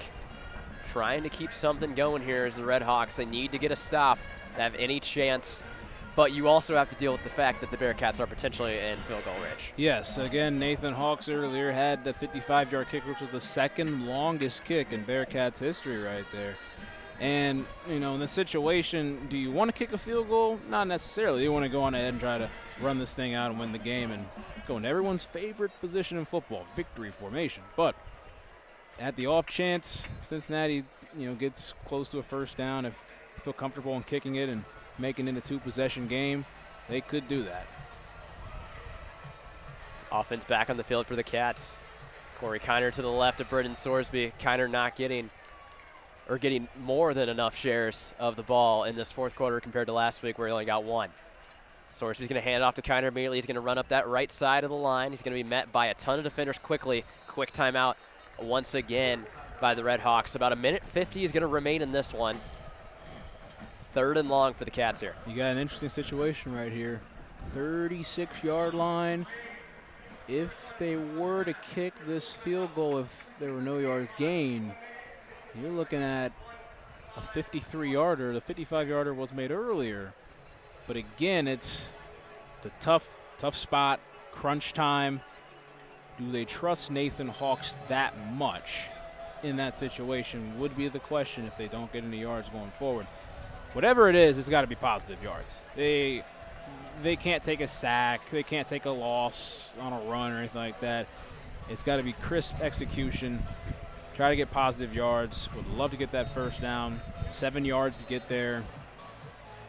Watch for some motions, misdirection, but pretty much keep it simple, run the football, and go from there.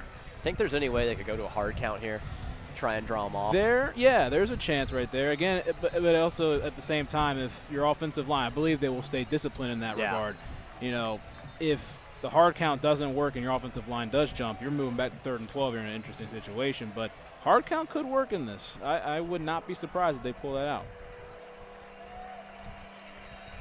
Corey Kiner in the backfield of Brendan Sorsby. 3 bunched up on this left side, 1 receiver on the right. Motion into the backfield was prior to the handoff to Kiner. He's going to be corralled after getting just about 2 yards. He tried to push forward for a couple more. Probably gained about 3 or 4 on that one. It's going to set up 4th and 3 for the Cats on the 32. Big decision here. It looks like they're getting that kicking unit ready. At least it looks like Mason Fletcher and Nathan Hawks are kind of standing pat by set. It's tough to tell with Hawks being all the way over there. Yeah. I believe he is getting ready to come in, though. They'll wind this clock down. There's about, there's 12 seconds on the play clock, 1:14 going. They'll call a timeout.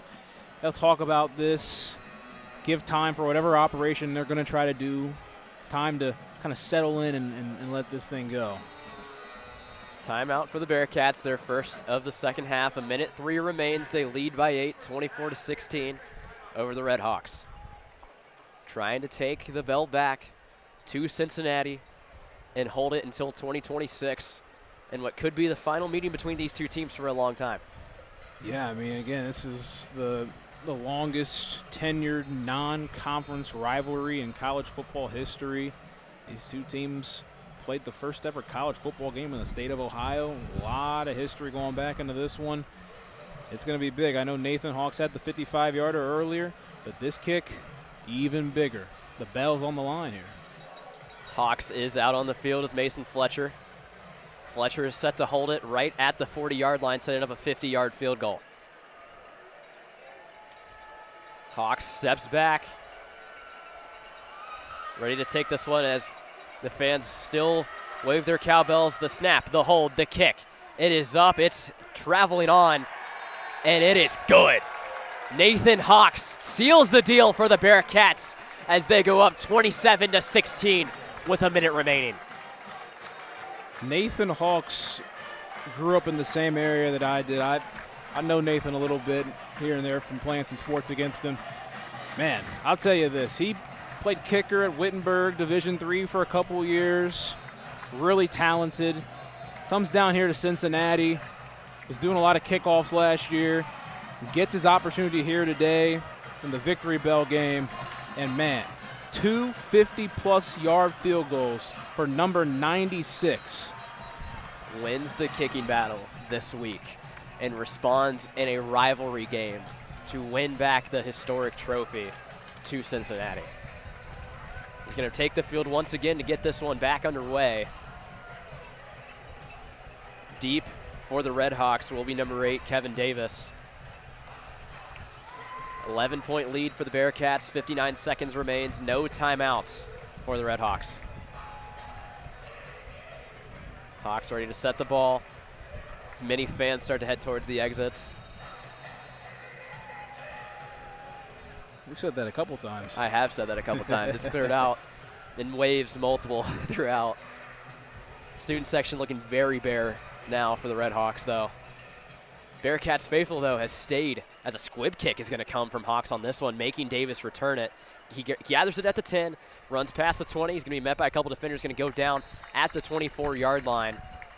That's where they will start off this final drive with 54 seconds remaining. It's going to be the same stuff that Miami did on that last drive. They're just going to try to air it out, 5 wide, go down the field. They'll take a shot here within these first 3 plays. I will say that. I mean, it's only 54 seconds. Watch for Cade McDonald on that left side.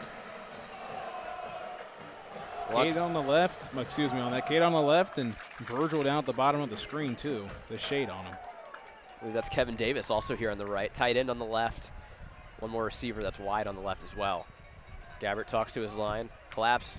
Here comes the snap. He drops back. Tight pressure from Eric Phillips. Phillips going to run after him. He's running to his left. The pass from Gabbert, it's going to be complete on that far side to Javon Tracy. It's going to be a gain of about 7, stops the clock as he went out of bounds. Yeah, the chunk plays are going to come for Miami. Again, it's an interesting situation with them being down 11, 46 seconds to go. We'll see how that plays out. Gabbert is going to come out of the game. Henry Hessen, the backup quarterback for the Redhawks, the redshirt sophomore, is going to go in now with it 5 wide. Steps up to the line in the shotgun, takes the snap, looks to his right, scrambles up in the pocket a little bit, pass it off, quick completion to Reggie Virgil. Short one, he's going to stay in bounds, but the first down will stop the clock. It'll be first down and 10 from, I believe, the 39-yard line. I will say Gabbert, he has been taking some hits today. He's been sacked 3 times. He's taken multiple hits after some throws. I think, you know, coach just wanted to get him out of there. I don't think he wanted to take any chances on having his star quarterback get hurt. Hessen's pass is in the ground. Was intended on that far side for number 11, Javon Tracy. It's going to set up 2nd and 10 from the 39 with 34 seconds remaining. Interesting to see Henry Hessen out there. Looking at him, redshirt sophomore from Plainfield, Indiana, 6'2", 197. Probably going to be the future of Miami, Ohio football for the next couple of years after Gabbert's gone. Hessen takes the snap in the backfield. Quick pressure from the Bearcats. He's going to roll to his right, takes it himself, runs forward for about 3 yards. 28 seconds remains. He's going to set up 3rd and around 6 or 7.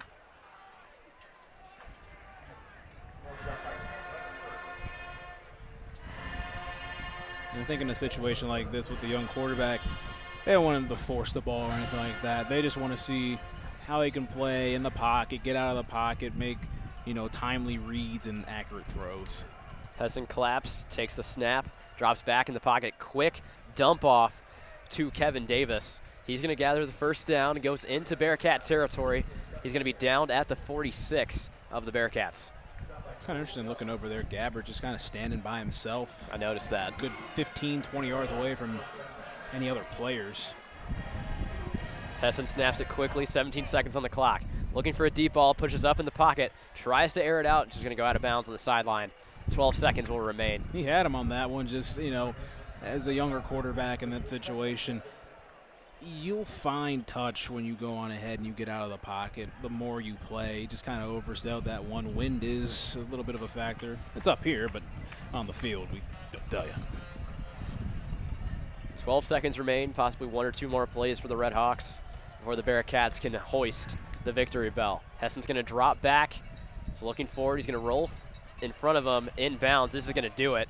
Hessen's going to slide down, and that's going to run the clock out. More than likely, he actually got the first down. But the team's going to come onto the field, and the Bearcats are going to take the victory bell back to Cincinnati. They are on the way to get that bell immediately. They didn't even wait. They go straight in to the Miami of Ohio bench, ready to take that bell away. As Cincinnati takes the overall series lead, 61-60 in this matchup. Bearcats now running towards. They ran over to the Miami bench, and then they went all the way through, and now it's in the bucket over there. Now they find it in the end zone and take it away, and they're going to ring that bell in the end zone. The victory bell goes back to Cincinnati as the Bearcats win this one 27-16 over the Redhawks. Nice to know that we go back to Clifton. You know, everyone's got a little bit of hardware coming back, you know. The bell. It's back in the hands of the Cats. Awesome sight to see them lift that up right by the Miami logo as well. Also an awesome sight. It definitely is. But with that quick recap of the game, of course, all around, we look at some, pull up some stats there. We can take a look. Brendan Sorsby, great game. It's tough not to mention, though, the great game of Corey Kiner. Yeah, I mean, Corey Kiner, 21 carries, 126 yards rushing. The touchdown, had the huge 40-yard run on 3rd down to really set things apart. It was a big time for him, and he was able to come along as the game went on. Like you mentioned with Sorsby, 21 for 34, 186 yards, a touchdown. You know, he made some good throws earlier in the first half, kind of got sped up a little bit in the second half, but was able to keep some composure and hand off to his running backs and let those guys make plays. Luke Condra, one of the men in the middle, lifting up the victory bell at the moment, the captain for the Bearcats. Brendan Sorsby, 186 yards, 1 touchdown. A couple of passing touchdowns he had that were dismissed after fumbles and flags that Joe Royer almost had the game of his life. He almost had a hat trick. He almost had the hat trick. What a game from him, even though didn't quite count. Still an amazing game nonetheless. But with that, the Bearcats improved to 2-1 on the year. Yes, they do. They will head now back to Cincinnati for Parents Weekend next week against the Houston Cougars. Houston, of course, was the lone Big 12 victory for the Bearcats last year, as the Cats are still searching for that singular Big 12 home win. Next week's a chance to do it. Again, I mean, if they get that, they'll go 3-1. They'll be halfway to bowl eligibility, and you'll see how the rest of this plays out. So as the Bearcats take the victory bell back towards their student section and back towards the band, we will sign off here from Oxford. My name's Aiden Riggs, joined alongside Chase Johnson. We thank you for listening to Bearcat Sports Radio.